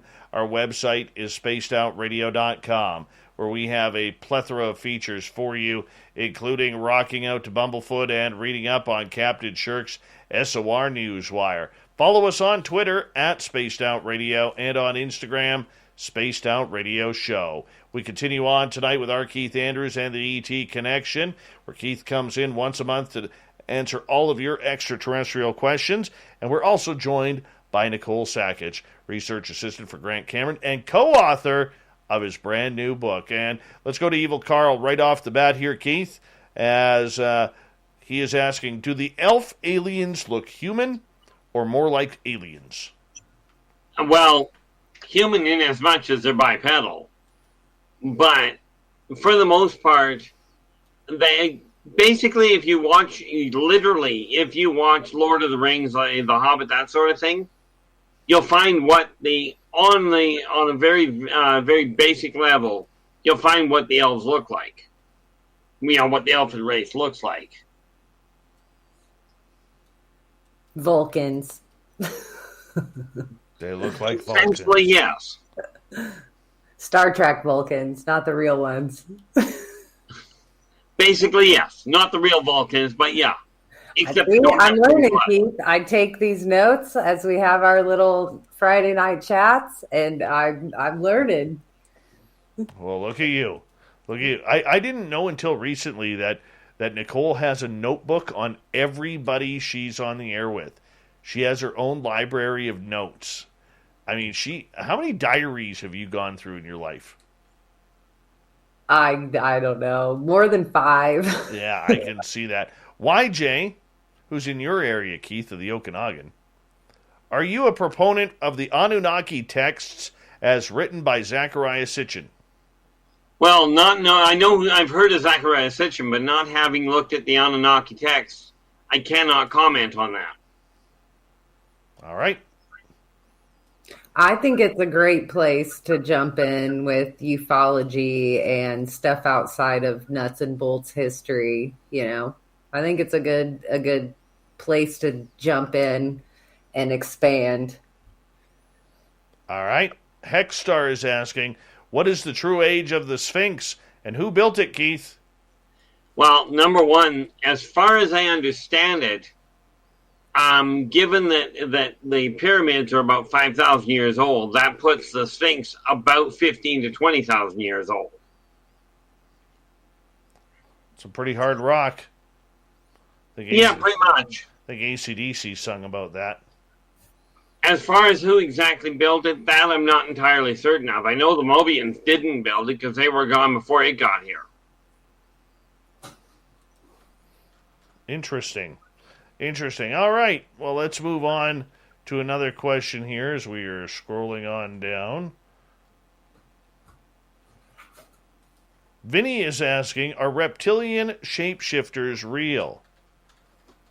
From everything I've seen, no. Reptilians have... some of the reptilian races have... some of the reptilian races have technology that creates a hologram, but they themselves are not shapeshifters. And if you get into things like the Drakes or Zerzazian, the Tormenon, basically you're looking at reptilians that are too proud to change their shape to accommodate some other race. Especially if you talk to the Drakes, according to them, they've got the perfect image anyway, and you guys should all be envious of them. Could be. Could very well be. All right, Greg is asking, why are the inner Earth civilizations hiding? Makes me nervous of their intentions. The nervousness of their intentions I cannot do anything about. If any one of the races, of the inner Earth races, well, any of the major inner Earth races were to desire to do something really negative towards the human race, the human race would be dead before it knew they were attacking. If you think about it, the elfid race has access to what humans call true magic. The dwarvish race can drop a city out from underneath you and you won't even see it happening. They call them sinkholes right now. But we're talking about the capacity to drop targeted sinkholes, where they can pick a building out of the middle of the city and leave that building standing and drop everything around it. And we're not talking about just turning it into rubble. We're talking about dropping it into a hole in the ground. As for why they went underground, it's because of the fact there weren't many of them left to start with, not after the Great War. So they left the humans on above because humans adapted faster. Net result, mankind took over the surface and became the caretakers.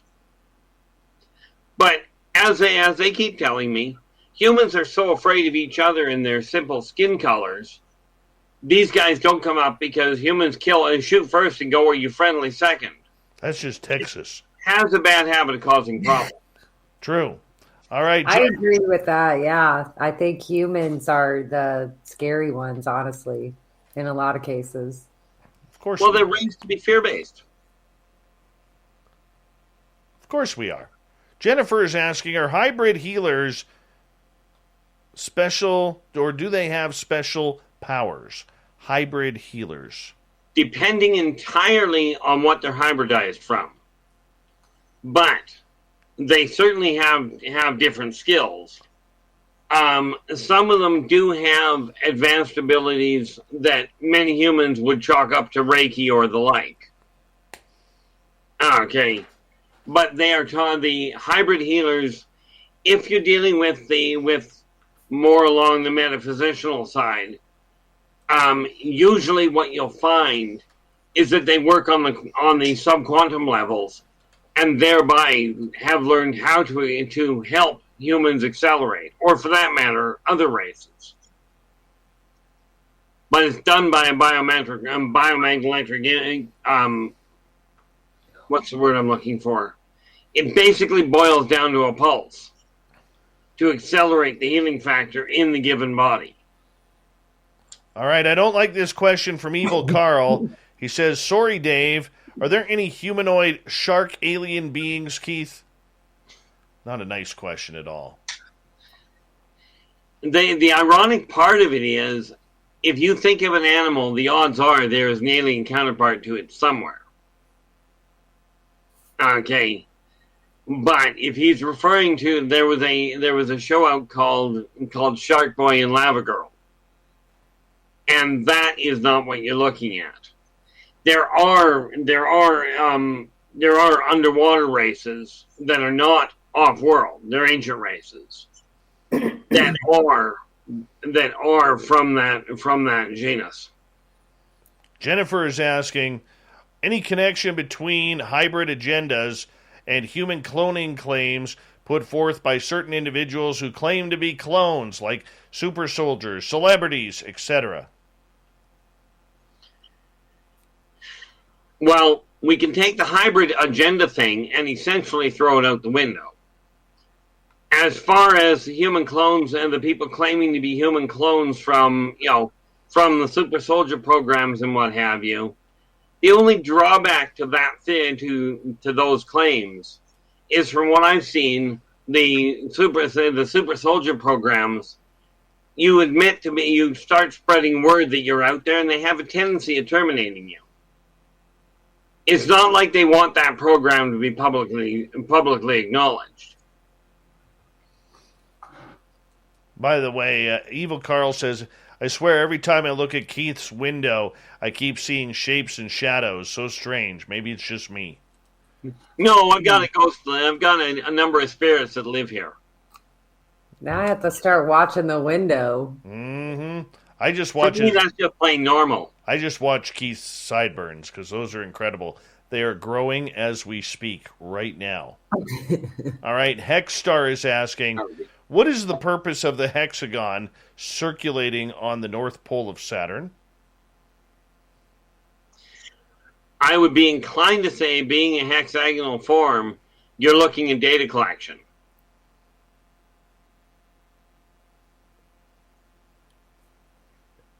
See, when you're dealing with those kinds of forms, you're pulling in information from 3 different time frames at the same time. Right. Okay. It's a triphasic collector. And they just simply draw the information in on a number of different levels and then bounce it off to whoever's operating it. Now, usually that happens to be radio command, which is the control center that is the communication center for the consortium. Nicole, comment?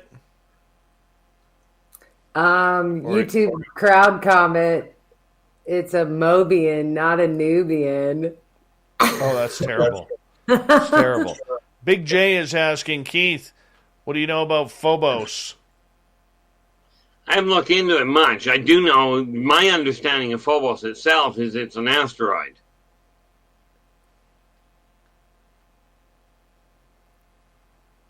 But that being said, I don't have a lot to work with. Linda is asking, Keith, what do you think was here on Earth first? Was it Bigfoot or humans? Well, Bigfoot was definitely here before the humans were. You know, that's just a black and white for me. They weren't the first ones here, but they were here before humans. What's your thoughts, Nicole? Bigfoot seems to be timeless. You know what I mean? Like, I agree with the probably here before humans side. Seems like that. Seems like they know enough to be scared of us, or want to stay away from us. So I would say they saw us come into being, you know? I don't know. I don't know. I can't escape the man with the big feet. Like, you know, that's been one side of this world of ufology that I've tried to blow off before, and nope, Bigfoot keeps coming back. Yeah, good luck just ignoring that. You know, if you can try the childhood thing, right? They don't exist because you can't see me. Is that like it with most cryptids, though? In my opinion, in a lot of cases, yes. But I like the way I heard it put one day. Right? Those that believe don't require proof. And those that don't believe, there's no proof possible. Okay. This is why I keep telling people that, you know, people have asked me before, you know, why believe? And it's like, I'm not the one to try and convince you. I believe what I believe because I don't have a lot of options. All right. Why don't you have options? Basically because I keep getting thrown back into the maelstrom. Well, you're a good letter carrier. That's a good union position. Get a pension. You get, 4 weeks holidays. Yeah. And with my leg, can you really picture me doing that much walking? We're going to get you a scooter. We're going to get the union to get you a scooter. Yeah. I'm in love with scooters right now. I'm so glad I have one. All right. Dirty Filth is asking, Nicole, do you carry around small notebooks and multiple pens? I do. 3 pens. This is Keith's notebook. And then just, for the randomness of every day, little, big, and I do have a pocket-sized one as well. But it's in, with my wallet and stuff, so I can always leave with it. Do you have I'm actually pleased to see that you've got the paperback side. Right? Yeah. It's just habit. I mean, I have a lot of stuff on my PC too, but I'm old school. I handwrite a lot of things and then transfer it into notes properly. Do you need a pen? My car is full of pens. Oh, nice. Oh, yeah. I only use the Uniball 207. That's right. It's the only pen I use. Even at my daytime job, get hold of. Even at my job, I know when somebody has stolen my pen because I'm the only one there who uses the Uniball 207. And I go ballistic when that happens. Big J is asking, Keith, do you believe God is an AI theory? No, God is a very, very real entity. The AI theory is an intriguing thought process, but it doesn't hold a lot of water, and people better pray they never get true AI. Not based on the way humans build things. There are intelligent machines, don't get me wrong, but God itself has nothing to do with that. Well, that's not entirely correct. If you go with the belief that God created everything, then he's got everything to do with it. But he himself is not an AI. All right. Apollo 11 is asking, Nicole, so do you send out a community notice when you stream live like Dave at Nicole I Savage? haven't yet. It's been so spontaneous and it's new for me that I need to get my act together a little bit and promote when the live is going to happen. But I'll try, Apollo. I'll try. But if you subscribe, you get reminders or notifications anytime I do. So, and I will always share it to my Facebook page as soon as it happens. So we should remind our audience that you can sign up and hit subscribe on Nicole Sakich's YouTube channel as well as our Keith Andrews as well. 509 is asking, where are the archangels, cherubim, right now at when will they be returning? Well, that's the funny part. The angelists right now are in their own home for the most part, although they do come here periodically to keep an eye on things. But what he's referring to, I suspect he's referring to the great return of the mass reemergence. And he's going to be really unhappy about the fact they're not scheduled for it. Mankind is supposed to be turning themselves around. Hopefully mankind gets it right this time, but, we are talking mankind. Michael is asking, is there such thing as a dogman alien? And if there is, can they be counted as werewolves? I'm not certain I'd call the dogman werewolves, but do werewolves as in lichen exist? The answer is definitively yes. They're not entirely what people are. Hi, I'm Liz Munoz, CEO of Torrid, and at Torrid, we know how hard it is to find clothes that fit great and feel super comfortable, especially if you're a bigger or curvy girl. So when we couldn't find the perfect jean, we built the perfect jean. We call it the Bombshell, and it truly does it all. It lifts, it shapes, it smooths, but the first thing you'll notice when you put them on, most comfortable jeans ever. Honestly, they're magic. So come to Torrid.com and try your first pair of Bombshell jeans today. 90 Day is going tropical on the new Discovery Plus original series, Love in Paradise, the Caribbean. It's a vacation love story where sun, surf, and seduction collide. 4 Americans are traveling back to the exotic islands where they hope their sexy romances can turn into forever. Love in Paradise, the Caribbean, a 90-day story. Streaming now only on Discovery Plus. Start your free trial. Terms apply. Assuming, but you really don't want to do it. I heard one person say they wanted to track a werewolf into its own den, just to see where they live and to get a reaction. I'm thinking, that's just plain suicidal. It's kind of like crawling into a Wolverine's den just to see how happy he is. It happens. People do it. All right. I thought werewolves were people, though. So wouldn't their den be their house, after they turn back into a person?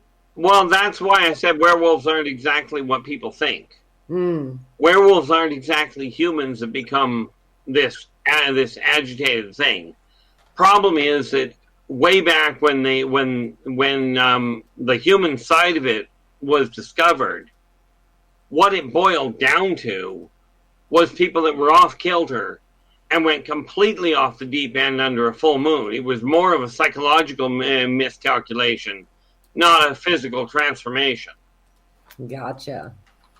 Okay, lichen are literally bipedal, and they appear as many different as there's various different types of animals, but they seem to come primarily from Lyra. All right, moving on here. Sandra wants to know, do aliens wear hoodies? That depends on if they're on Earth. Let's claim they are. Okay, then probably. They're easy to blend in with.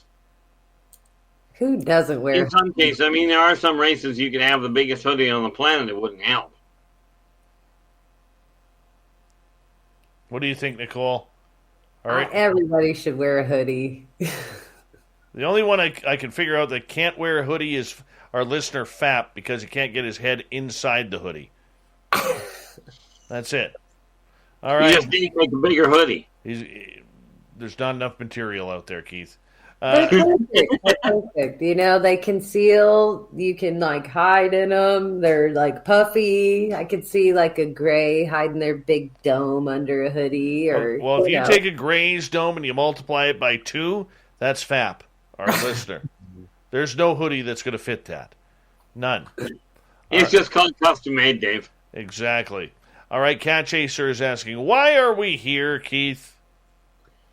That's the easy part. Literally, to rediscover, to remember exactly who and what we are and what we're capable of. It is literally an issue of tracking down other parts. In a nutshell, the soul broke down into multiple small parts. Okay, each part absolutely independent, goes out, does its own thing. Okay, but as you get close to one, what people refer to as soulmates, when you find a soulmate, when both of your corporeal bodies die, the soul merges to become a higher entity. The purpose of coming to Earth is literally to remember who you are and to recall how to work with each other in order to actually make this planet, you know, the planet itself. People keep looking for the Garden of Eden. Earth itself is the Garden of Eden if people take the time to get along. All right. Troy, I agree with that. Go ahead. Go ahead, Nicole. I was saying I agree. That's beautiful and fab. Troy is asking, Keith, do aliens visit Earth to mine minerals or to study life on Earth? For the most part, quite frankly, it's to study life on Earth. Xenosocioeconomics. I'm going to refer back to Preston Dennett's research. He's got a bunch of cases where people give testimony about seeing craftsland or being visited and seeing beings collect plants and take them. So that's pretty interesting to come across and find out about. He's got a website too and a YouTube channel, Preston Dennett. See, the neat little part about that is the plants, the minerals, the people, they're all interconnected on what makes this place work. Logan is asking, do you believe aurora is caused by the sun or something to do with inner Earth? I'm going to assume he means aurora borealis. Yeah, that I'm presuming that's what he's referring to as well. If you understand what an aura is, the aurora is what you call Earth. It is her aura. See, Earth itself is a race called a Corporan. And the aurora borealis is, I mean, it is technically affected by the sun because you see it mostly when the sun hits it in the right way.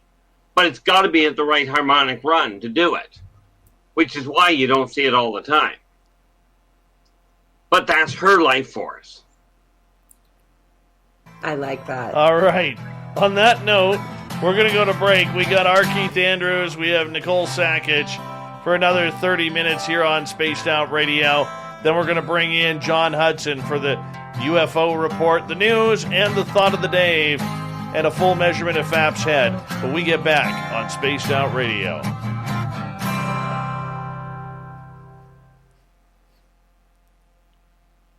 I'm not going to lie, that cracked me up. That cracked me up big time. I feel like I started it with my scooter comment, and I don't even know how. Snakes, thank you for the super chat. Look at Fap. Never met a hoodie I could fit in. Oh,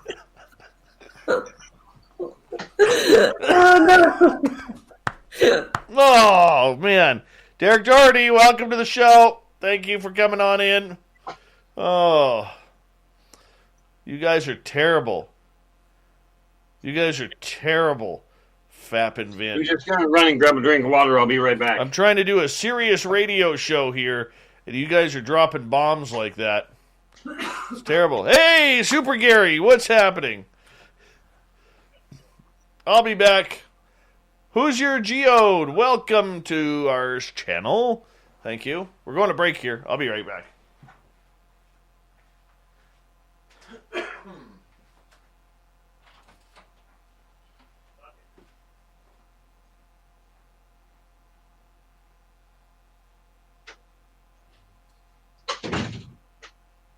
I'm back. Oh, and I'm the only one back.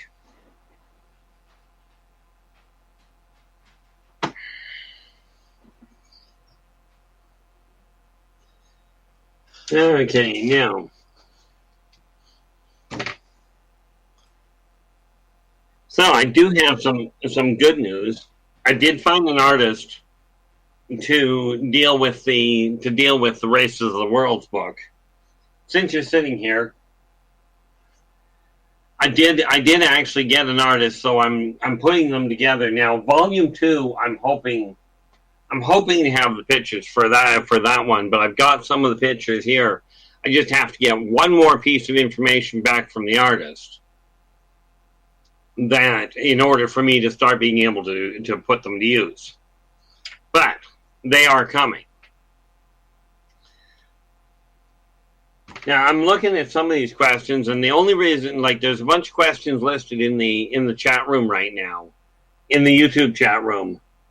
The only reason I'm not answering them right now is because I don't know what Dave's going to deal with, and I always let him decide which questions get answered. However, I will say, if you've got questions, if you track down my YouTube channel, Inner Voice Enterprises, or just literally if you type in R. Keith Andrews into the search, you'll come up with a whole pile of videos of mine. The biggest one that I do, the biggest series running right now, is called The Journey. And underneath all of those videos are contact points to get a hold of me.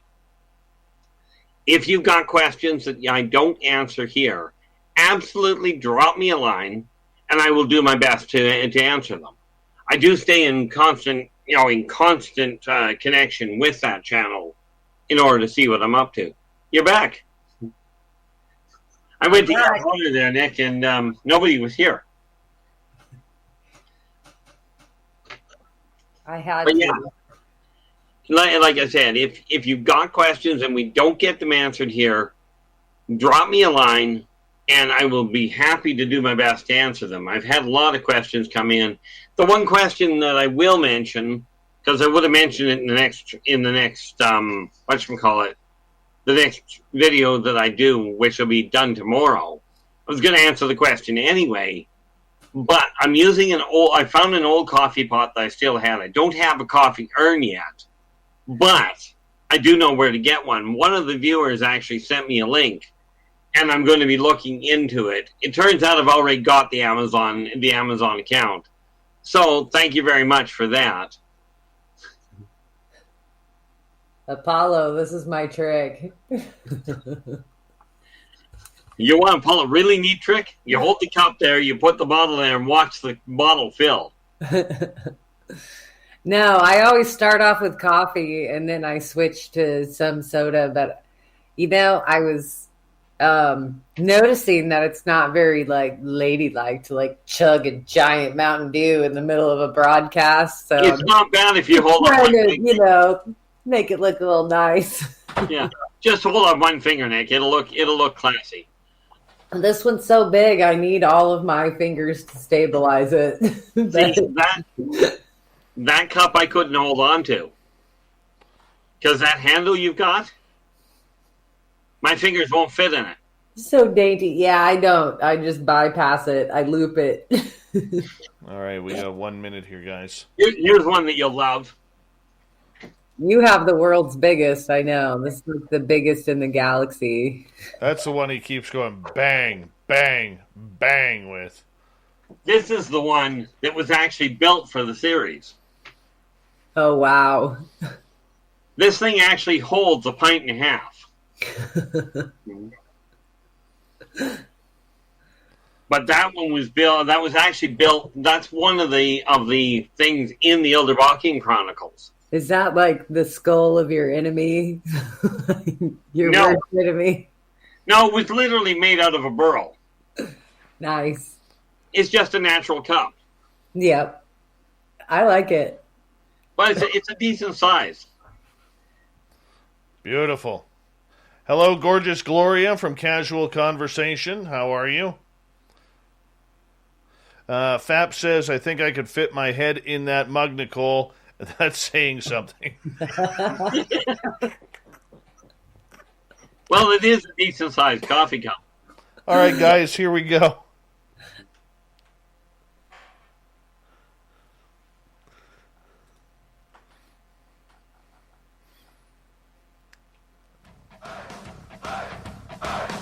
Would you like to connect with us? Head to spacedoutradio.com for all your latest show info.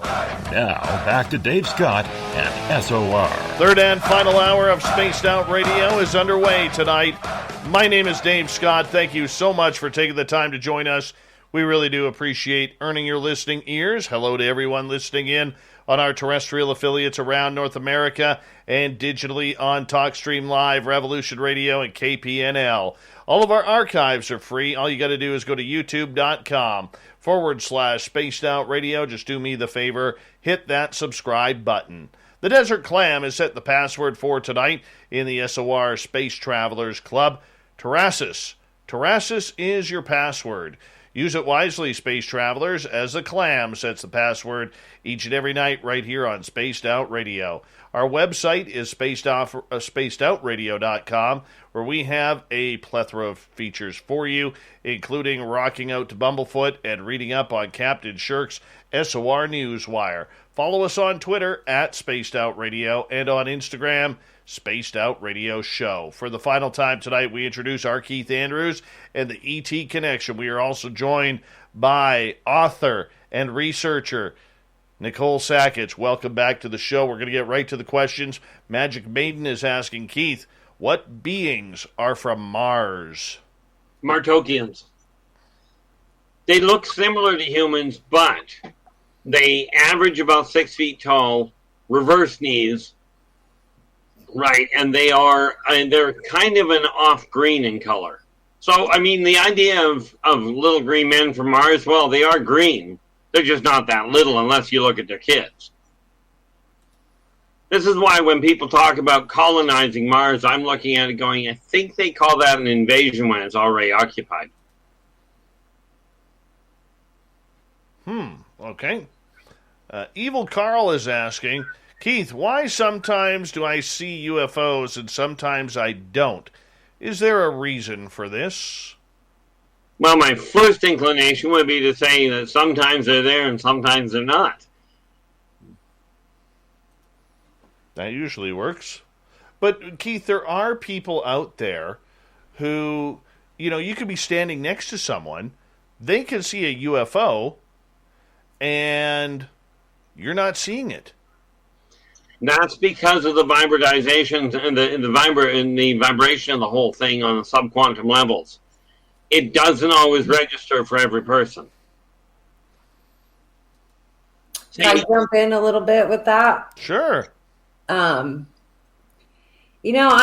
come across and I think other researchers have too, that like sometimes there is a trauma trigger, a trauma that has triggered an event, or sometimes I've even come across where you hear these stories that people have had contact and then contact goes away and they wonder why or what like makes it start again. And when you really start talking with them, it seems like there's a trigger, like maybe a depression in their life or something that has like kicked it back to them in some way, shape, or form. And I think that goes back to what we were saying earlier. You have to look outside just like this UFO hat and find these other experiences, and then you can see like this pattern possibly throughout your whole life. So that's an interesting way to put it. Never thought about it that way. Hexstar is asking, what are angels and where do they manifest from, Keith? Angels literally are a race called Anjonas, which looks very similar to humans, but are completely winged. Okay. Now, exactly which planet they come from, to be frank, I'm not entirely certain where they started. I know they are around here an awful lot, but they stay just out of sync for the most part. They stay at a offset vibratory rate, which is why you don't see them very much.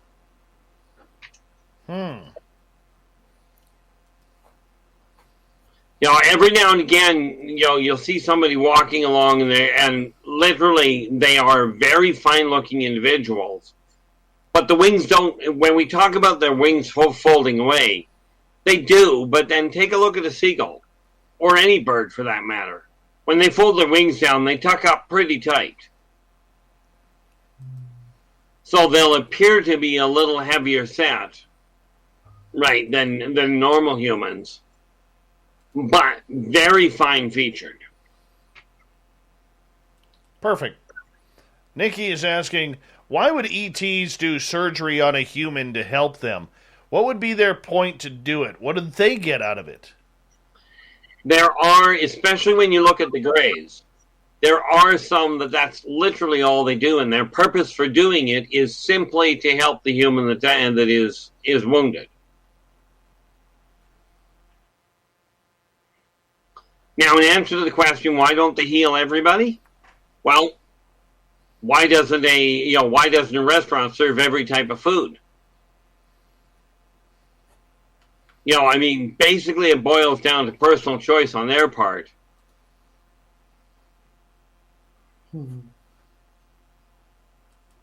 But it's not a question of getting paid. It's a question of what they feel. It's very much like your, what are they called, philanthropists on Earth.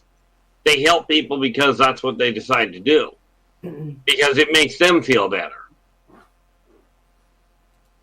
Some researchers have noticed a pattern to testimony that some people have been healed or can heal after their experience.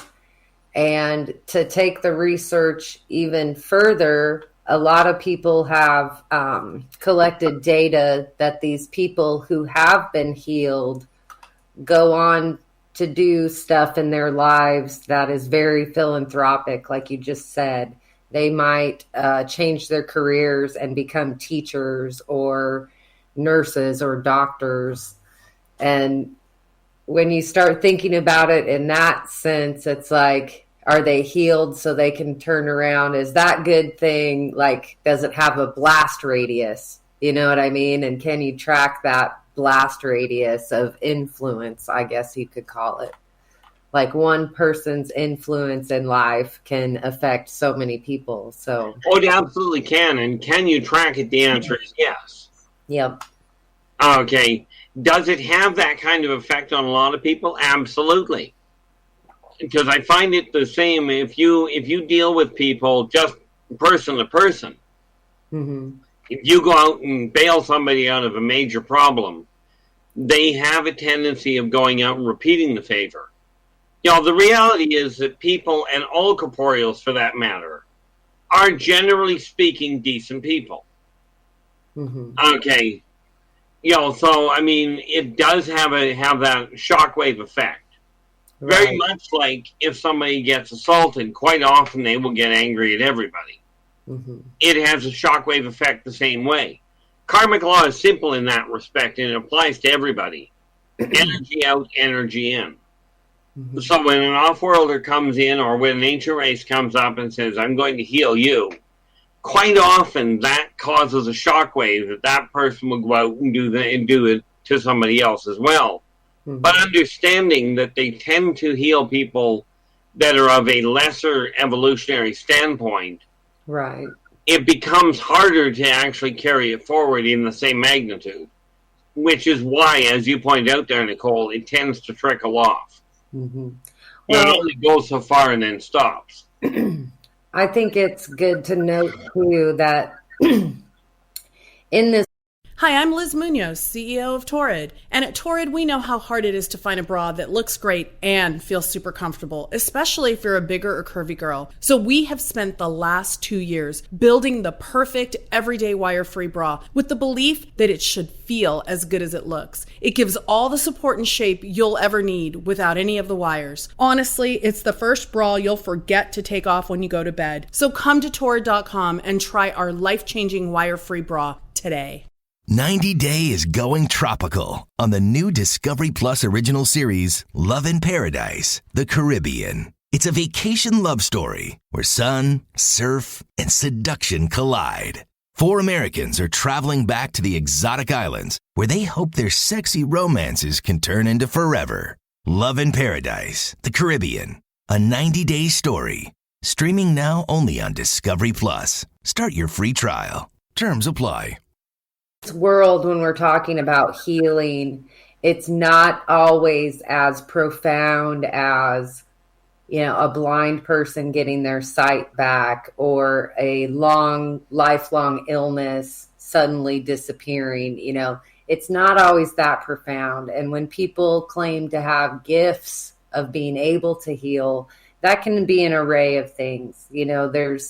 I think people often just think of it as this hands-on sort of healing that we see in other spirituality, but it can even be as simple as you have this gift of being a wonderful listener. So if you can listen to people's problems and make them feel better by, lending them an ear, that's a healing gift.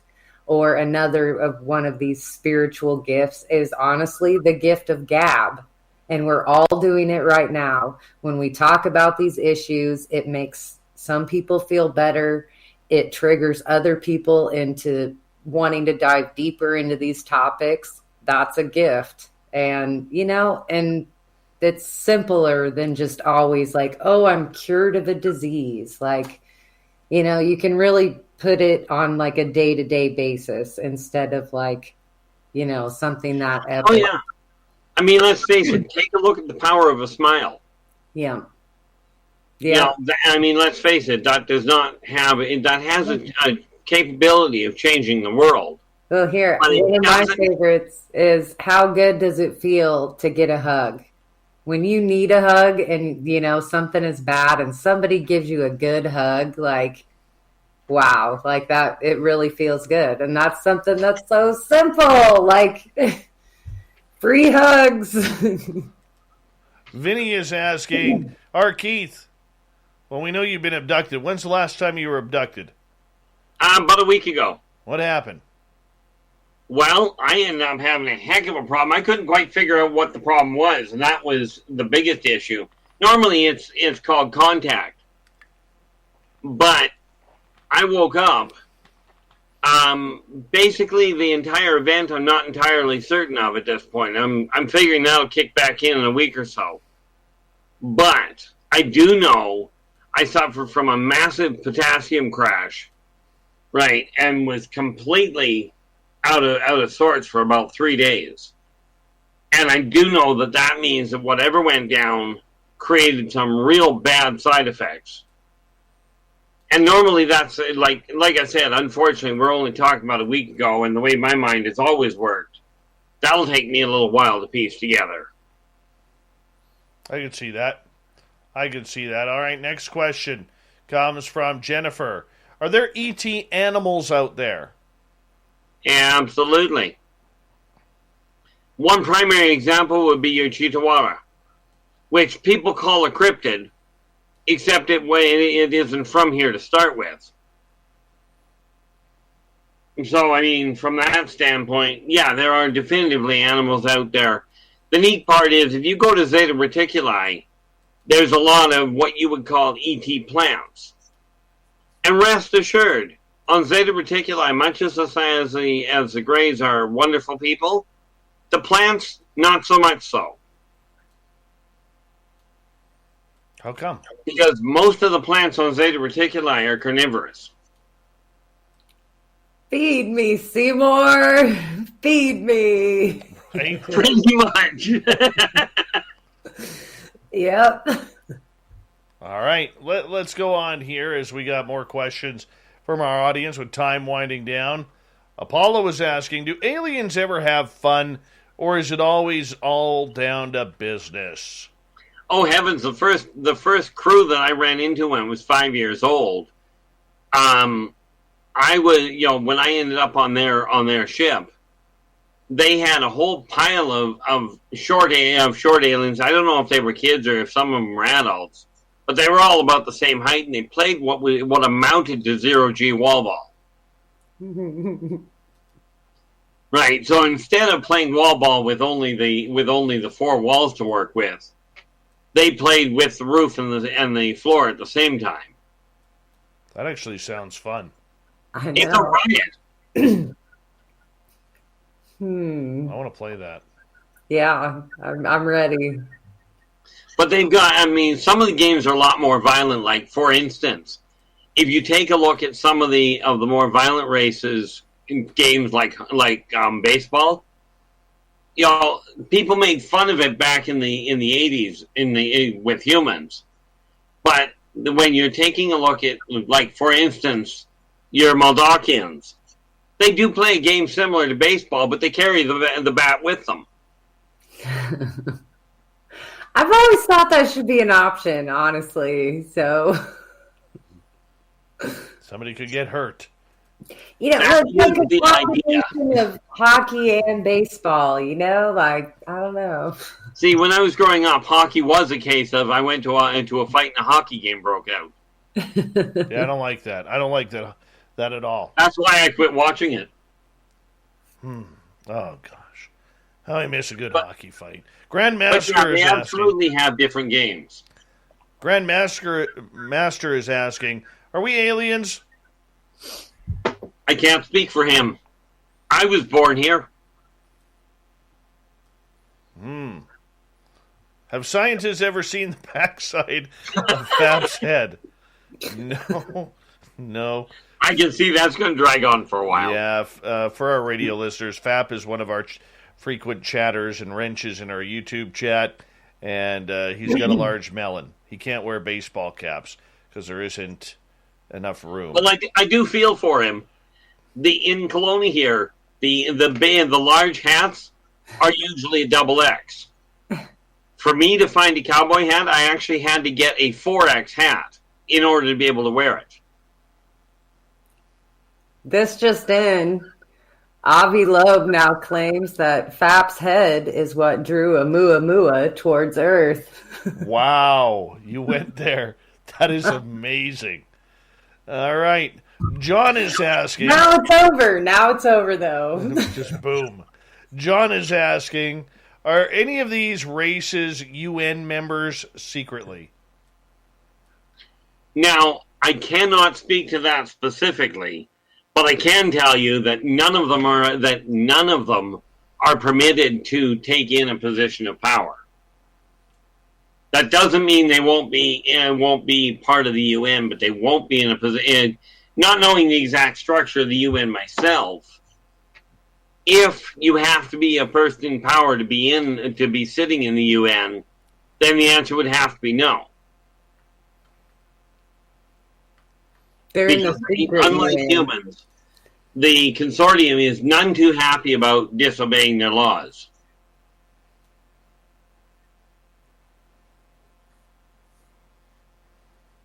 Okay. Let's move on. Snakes is asking, are the races shown in the Men in Black movies possibly based on fact, such as the Balchinians? Not recalling the Balchinians personally, I will tell you absolutely that that some of the races in that show are definitely based on it. I can't breathe right now. You know that's a real one. You know that. Oh, the Balchinians are they're from somewhere, just hanging around. Balchin. Keith has no clue what we're talking about. Go back and watch Men in Black, the original one for the Balchinians. I did. Well, fortunately I did watch the Men in Black, and that's why I said I do know some of them are based on fact, but I couldn't speak to all of them. Okay, well let me ask you this: getting back to the whole idea of the movie Men in Black, do extraterrestrials need to check in? Do they have a check-in almost like their own airport, where they got to check in with their passports? With their passports? No. Has something to do with the fact that that what we call the security system, where you walk through the metal detector, they do that before they even get into orbit. Okay. You know, it's more a question of you come through a biofield, and they've got all the information, but they have to get literal clearance, and more often than not, they have to get training before they are let down on Earth. Vinny wants to know, who are the Men in Black? Well, that depends on who we talk to. I mean, I do remember Johnny Cash was called that for the longest time. But the Men in Black are, colloquially, from my understanding, a government agency that is supposed to be dealing with a whole pile of super secret stuff. All right, Evil Carl. Keith, I heard small grays have plant craft UFOs and have big worms in the greenhouse garden. Does that make any sense to you? Or is he just being Evil Carl? He's probably being Evil Carl, but the reality is some of the worms they've got in their gardens will eat the grays. So yeah, they absolutely have big underground, the bigger animals. I'm thinking trimmers, like Kevin Bacon trimmers. Yeah.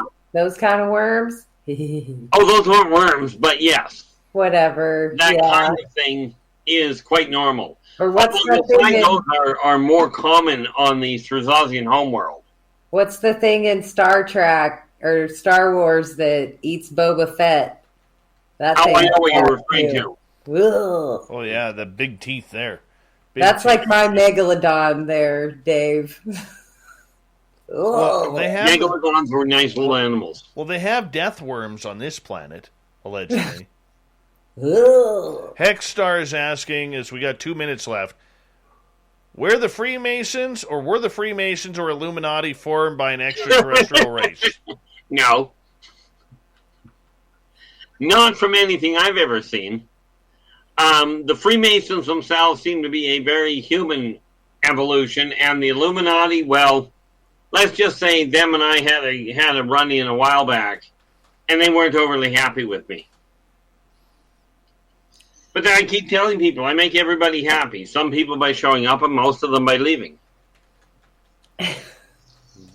Very true. That's how I feel every day when I go into work. All right, that time of the night again, everyone. R. Keith Andrews, tell everybody where they can find your YouTube channel and your information. I know Dirty Filth is also wondering where to get your Alien Races book.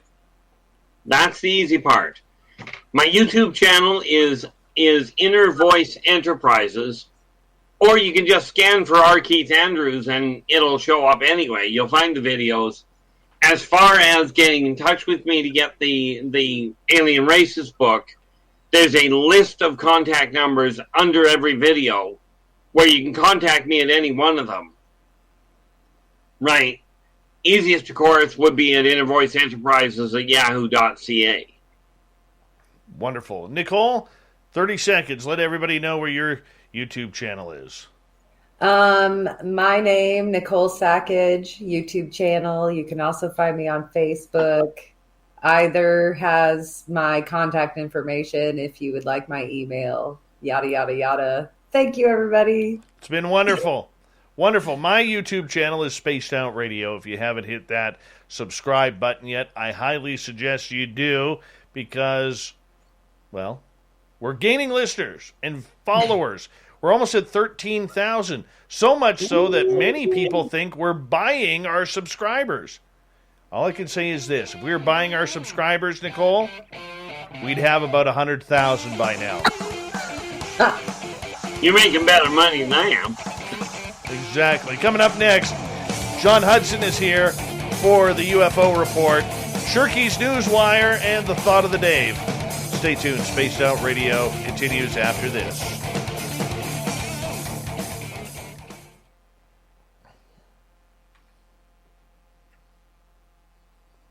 We're clear. Okie doke. Thank That was fun. Different, but... Mm-hmm. That was fun. Thank you. Fap, I'm sorry. I didn't mean to tell a big head joke. No, that was awesome. That was awesome. Don't apologize for that. Did you see what he called me? Fat. No, I turned off the chat after I made the joke. I was like, eh. No way, man. No way. All right. Pretty cool. That was a good show. It was. Solid radio there. Solid We're gonna radio. I hope Shirky Poo, her news is awesome as usual, but I'm going to head out and head to bed so I can double time it at the restaurant tomorrow. Oh, yeah. Fab says he's going to tuck Nicole into bed now. Sorry, guys. Oh, Fap. If I go upstairs and you're in there, get ready to be thrown out the window. You never have to worry. He can't fit through the bedroom door. Oh, that's right. That's right. Your bedroom will always be a safe place around Fap. I'm picturing like Willie the Giant now, like coming down that giant beanstalk and... You'd never, ever want to push Fap down a snow-capped hill because it'll start an avalanche with him being the boulder.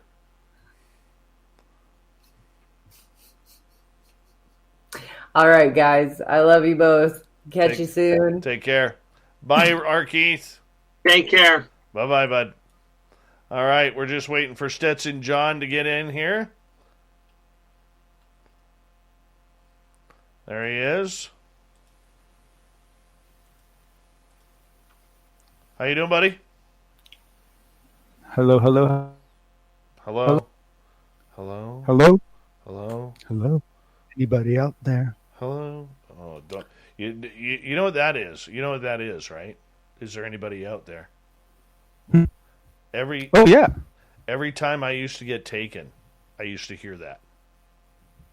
Right before. Oh, that's right. I heard you say that the other day. That's actually not cool. Yeah, I mean using Pink Floyd. I'd totally forgotten about that. I apologize because I don't know whose idea that was, but that was kind of messed up. Yeah, it was not mine, but what do you do? I blame Pascal. It's okay. There's probably someone out there that has 500 miles as their trigger song, so it could be worse. Mm-hmm. By the way, Vinny's the only guy who needs tandem wheels on the back of a scooter.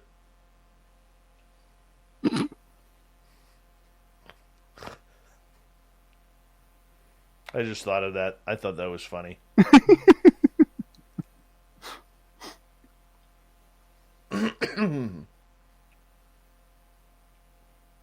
Mm-hmm.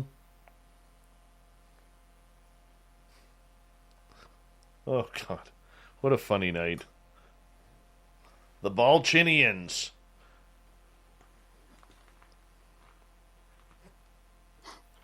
That movie did a fantastic job of taking it just a little bit seriously and then doing a fantastic job making fun of the whole thing. Oh, yeah.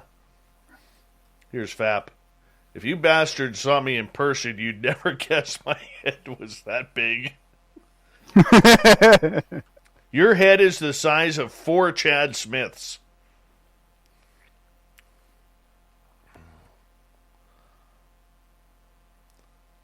All right, the people are asking, why are you hiding behind your microphone?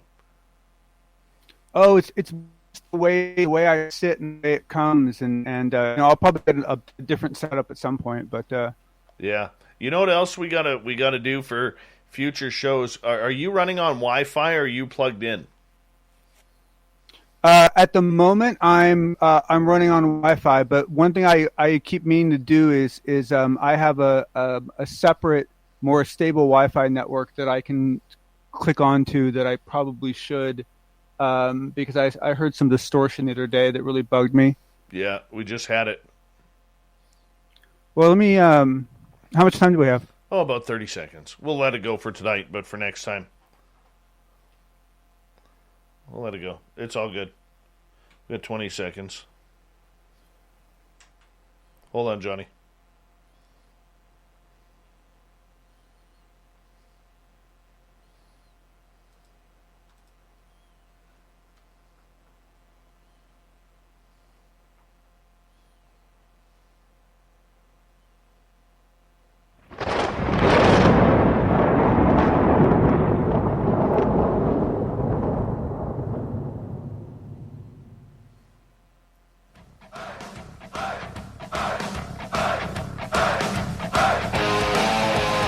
Rounded third. We're heading for home tonight on Spaced Out Radio. Dave Scott is my name. Thank you so much for taking the time to join us. I want to remind you that if you missed most of this show or others, check out our free archives by going to youtube.com/Spaced Out Radio. Do me the favor, hit that subscribe button. Our website is spacedoutradio.com, where we have a plethora of features for you, including rocking out to Bumblefoot and reading up on Captain Shirk's SOR Newswire. Follow us on Twitter at Spaced Out Radio and on Instagram, Spaced Out Radio Show. Here we go with the unbiased UFO report as we bring in Stetson John Hudson to give us the update of what is going on around the UFO world. Calm before the storm as we wait for the aliens to arrive, or at least the government, to talk more about them. John, welcome back. Thank you, sir. Good to be here. How you doing? I am good, man. I am very, very nice nap? good. Not really. Not really at all. I'm not happy with myself, actually. That's a horrible way to wake up. I mean, to wake up from a nap like that and realize you got 3 minutes to do something or be somewhere, it's really not a good way to wake up. It was terrible. Terrible. And, honestly, you feel like you're out of breath. You feel like you're out of breath, like you're trying to catch up. It's the classic dilemma at Whataburger. You pick up your patty melt with 2 fresh all-beef patties, melted Monterey Jack cheese, grilled onions, and creamy pepper sauce. And just when you're about to dig into Whataburger's take on this all-time classic, someone utters the dreaded words. Can I have a bite? Should you? Shouldn't you? Maybe you just take a big bite so you don't have to answer. Good thing that dilemma's over. Good thing there's the patty melt at Whataburger. Sun, surf, and seduction collide as 4 Americans return to exotic islands, hoping their sexy romances can turn into forever. Love in Paradise, the Caribbean, a 90-day story, streaming now only on Discovery Plus. Start your free trial. Terms apply. And it just doesn't seem to work. Let's head into the oceans and the waterways. Popular Mechanics looking into USOs. What's going on there? Well, this is just, if you read the article, and I'll post a link later, and I encourage everyone to check it out. They're not really supplying anything that was new to me, at least, right? I mean, any new data that we hadn't heard before. But what they did do was what everyone else hasn't been doing. And that is that what you found in other reports is that most of the information about USOs has been omitted. Now, whether this is done for, clarity or content size, or I have no idea, but very often the USO information is either played down or it's not really dealt with. And so the fact that Popular Mechanics is actually writing it, first off, Popular Mechanics is writing a UFO article, right? So that's always a good thing. And two, the fact that they're actually specifically calling out USOs, and as I think that you and I have talked about it at some point in the past.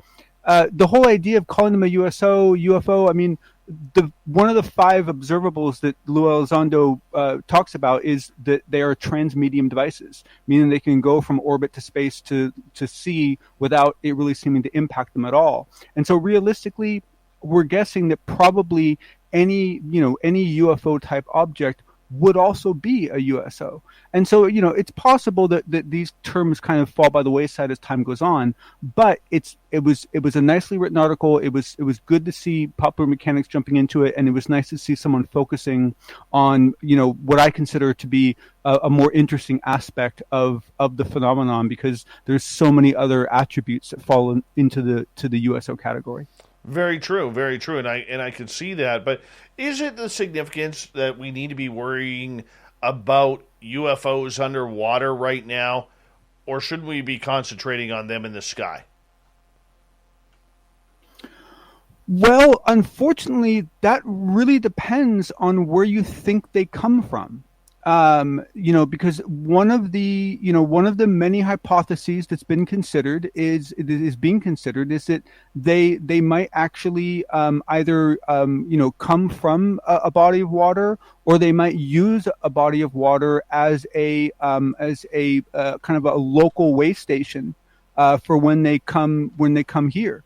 And so it might be that if we really want to catch them in their, say, more natural habitat, you might say, going in and looking for them in the seas, might actually be a good way to do it. And because of the work that the DOE does on looking for nuclear detonations, we have that acoustic network on the ocean floor that just the other day was able to find that new species of whale. And so realistically, we should be able to identify USOs, at least by some frequencies, fairly accurately. All right, let's move on. Or at least they can. Let's move on to our next topic here, because I'm going to be honest, USOs really don't interest me because they're near sharks, and I'm not going there. Oh, right.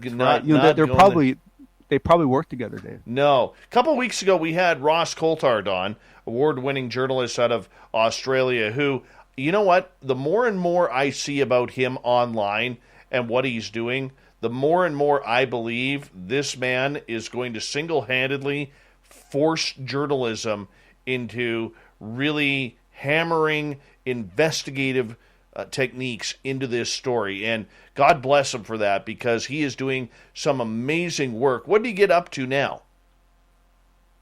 Well, so first off, I could not agree more. And there's probably a couple other points that I'll point out on his work in the next couple of weeks, because there's certain things that have just really impressed me, because he's taken this very aggressive, but polite, but very aggressive, real journalist approach to digging out these issues, and it's working. It is. I mean, he's really getting some good data. And so a really good example of this is, and it's funny we're getting this from an Australian individual, is the SAP program. So a lot of people have heard of the SAP program in clearance worlds. It's special access programs. And a lot of us, might be aware that, once you have a TS, SCI level clearance, that you then have the ability to be read into one of these SAP programs.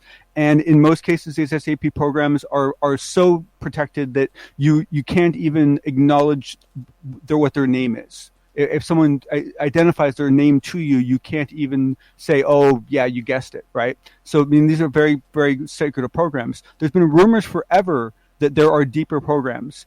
And what Ross did is he actually went through and did legwork and does a great job explaining that not only are there SAPs, but there are also what are called unacknowledged SAPs. And so these basically fall under a category where they are not under the purview of certain members of Congress, and are not certain members of they don't show up in certain reports and so forth. And then there is, and those we were more sure about, the very rare waived unacknowledged SAPs. And those programs are really off the books. We don't know for sure, but there's a very good chance that if you're not on the list for that WUSAP, as some people will call it, that essentially there is an oversight committee for the SAP program that kind of self-manages it. And so the SAPs are all taken care of. My understanding is the unacknowledged ones may not be exposed to members of Congress, but they are paid attention to by the committee. It's unknown whether the waived unacknowledged programs have any oversight at all. We really don't know. And these are programs where, and I've spoken to an individual that was involved in one, and according to him, his NDAs lock him in till death. He's never, ever, ever for the rest of his life allowed to talk about any aspect of the work he did. Now, for people in translation SAPs, we're talking black projects, like whatever Correct. replaced the SR-71. Yes, or honestly, it could be a sensitive listing device, or it could honestly be an interrogation methodology that with some devices. It's basically any incredibly difficult problem that you need to solve where anyone finding out about it would put people's lives at jeopardy. Interesting. All right. And one thing to note is that the DOE has a completely separate program from the DOD. So they have their own set of SAPs, and we assume USAPs and WUSAPs. And those are even more opaque to us. All right. Let's go into update on Travis Walton. What's happening there? Yeah, so I don't, some of these things are planned in the future. So I don't know how much of this is really about Travis, rebutting the criticisms he's had, or if it's just weird timing, or if perhaps the timing might be informative as to what's going on. But essentially, the hit documentary series on Netflix, which I recently read is actually the number 3 series now on Netflix. Their most recent episode is a complete look at the Travis Walton case, and so that's a good opportunity for people that want to know more about what's going on there for him to look into it. For them to look into it. And then some people may not be aware, but there's a very interesting podcast called The Theory of Everything. It's usually a very, very technical, deep discussion, and it's usually around math and physics and consciousness and so forth. And today, Travis did an Answer Anything episode with The Theory of Everything. And so I haven't been able to hear yet when that will air, but I know they were looking for questions today. And so it'll be very interesting to see what comes out of that. And my assumption is that is as a result of what's been going on. And hopefully there'll be some questions answered by Travis in that talk that will, help people make a decision one way or the other. Is Mike Rogers finally buttoned up his lips on this? I have not heard anything from him in a week or so. His last interview with Erica Lukes, I believe is her name. Yes. That was a very unfortunate interview for him. I don't think he would have come off much worse if he tried. And so my sinking suspicion is that after that performance, he may be deciding that it's better for him not to. You kind of broke up as to what happened there. Oh yeah, sorry. Just that the interview went very, very badly, very, very badly for him, and there's a good chance that he maybe is taking a step back from the public light for a while as a result of that interview. Do you think, it was very unfortunate. Do you think in everything you've read that Mike Rogers, who was the crew leader, the owner of that logging company on that fateful day that Travis Walton was abducted by aliens, do you think he fully understands the damage he's caused over the last few months? No, I don't. I mean, he might be beginning to. That's very, very possible. But no, I got the impression that all of his actions were occurring at a point in his life where he was very, very focused on his own surroundings and not the larger ramifications. Because the whole thing's just really unfortunate. It really, really is. What else is a hot button issue? J.J. Abrams' UFO documentaries is gaining a lot of steam right now on Netflix. Well, yeah. Well, so I just personally, I apologize. This may not be as exciting to other people as it is to me. I am a student of the processes as much as I am the content. And for me right now, who is doing work? Who is doing documentaries, how they're going about it, who is writing articles, how they're going about it is in many cases as interesting as the actual content they're covering.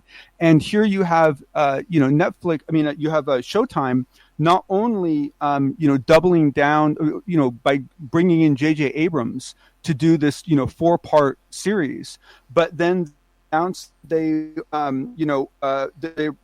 was doing this, conversation where they were bringing in Greg, and I apologize if I'm unwelling his name, Agenian, who's a PhD from Penn State University, as well as the director and executive producer, Mark Moreau, from the documentary, and just doing a long form conversation where they were going into a lot of the backstory and going into a lot of the process, and for Showtime to be advertising that talk session as much as they are as a auxiliary package to the 4-part series, it just shows that everyone is just doubling down, and you're really starting to see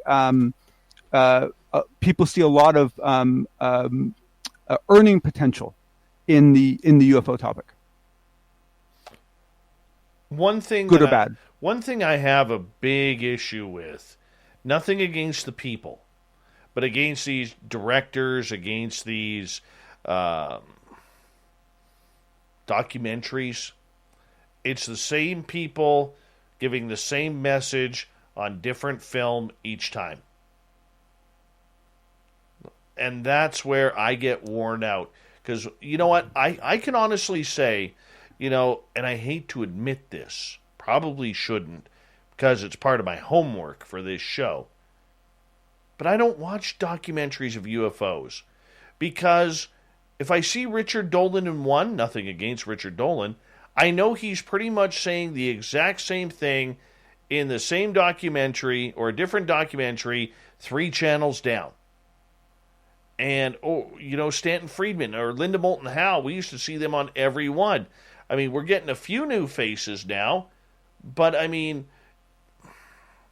Yeah, and it's really unfortunate because the problem is that when someone new jumps into the pool, the first people they see are these people floating on top, right? And so they go to them because they're safe. Absolutely. And they're safe to them because they're new. But for anyone that has been studying this for more than a week, you get the perspective that you're describing, which is that unless Dolan's discovered a new case or he's writing a new book. It's incredibly unlikely that he's going to say anything that I haven't heard him say before.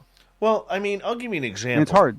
I'll give you an example. There's a podcaster out there who has never been a journalist. Okay? She doesn't even have a radio show anymore. She literally was given the Golden Crown and then dropped the ball. Well, she's on Discovery Channel as a UFO journalist now. As an expert. And I'm sitting here thinking, how do I take this seriously? Nothing against the person, because all of us would do it. But are these networks not doing the homework that if you see someone, I don't know. Maybe I should just bite my tongue at this point because it's frustrating. And that's probably what I'm going to do. The only thing I would tell you, Dave, is that I've been involved in other movements, in other areas of research where we've been at a similar point than this, and there is always this huge problem of how do you establish credibility, and how do you actually evaluate different researchers, and how do you compare them to each other.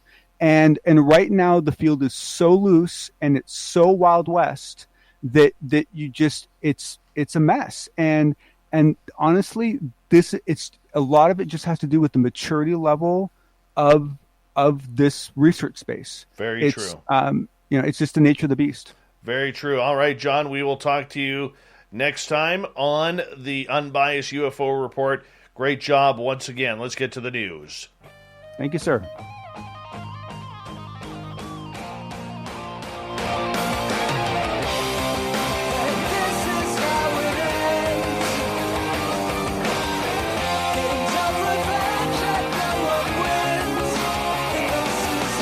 The news is always changing, which is why we bring you the SOR News Wire at the back end of every show, where we get to the weird, the strange, the wacky, and sometimes the McDonald's. A Russian woman is suing McDonald's, claiming ads for their cheeseburgers made her break her month-long fast for Lent. And while that's already unusual enough, Ksenia Ovchinnikova, and the Orthodox Christian from Omsk, Russia, is only asking for 1,000 rubles or $17 Canadian as compensation for the sustained moral damage. Ovechkinina says McDonald's cheeseburgers and McNuggets ads prevented her from staying away from meat and other animal products during Lent in April 2019. Lent is a period during which the Orthodox Christians follow the Julian calendar, us good Ukrainians do that, and are expected to abstain from meat byproducts, not here, poultry, not here, eggs, only at breakfast, and dairy. Yeah, I don't think she'll win. I don't think she will win at all. Now, sticking with McDonald's, Wisconsin man who held the Guinness World Record for the lifetime Big Mac consumption since 1999 has had his record updated with his latest total, 32,340. Donald Gorski says he averages 2 of the McDonald's sandwiches a day, and he's been making them part of his routine since 1972. How is he not fat? Honestly. A sealed copy of Super Mario Bros. For the Nintendo Entertainment System has sold for $2 million. We all had this game. We all did. Breaking a record for video game sales that was set less than a month earlier. Collectibles investment website Rally announced the new in-box copy of the 1985 video game was purchased by an anonymous buyer for $2 million, breaking a record that was set in July when a copy of Super Mario 64 sold for $1.56 million. The Super Mario 64 game was sold just 2 days after the previous record amount of $870,000 was paid of a copy of 1987's Nintendo game, The Legend of Zelda. Oh, I love that game. I think we're starting to see the natural progression of what else. What are the things that have appreciated in value from my childhood that have nostalgia? Rob Petrozzo has said. He's one of the founders of Rally. Oh, man. To think, how are we so stupid? How are we so stupid back in the Nintendo days? Thank you to Captain Shirk for the awesome news on the SOR News Wire. Thank you to Big John Hudson for the Unbiased UFO Report, and R. Keith Andrews and Nicole Sackage for the ET Connection. We got Mr. Ron Bumblefoot Thal rocking in the background with Little Brother is Watching. Bumblefoot is the official music of Spaced Out Radio, rocking us in and out of every single show. Get your horns up for the guitar god himself. Special thanks to everybody listening in at home, at work, in your cars. Sign up today at rocketpro.com/real estate. Call for cost information and conditions. Equal housing lender. License in all 50 states. MLS ConsumerAccess.org number 3030. Is Whataburger's Honey Barbecue Chicken Strip Sandwich a work of art? The 3 chicken strips covered in melted Monterey Jack are a study in contrast and surprise. And the honey barbecue sauce, while at first unexpected, becomes a sweet delight to the senses. Plus, there's the 2 thick slices of Texas toast that are the canvas for this tasteful creation. And you can eat it. Good thing there's a masterpiece you can really bite into. Good thing there's the Honey Barbecue Chicken Strip Sandwich at Whataburger.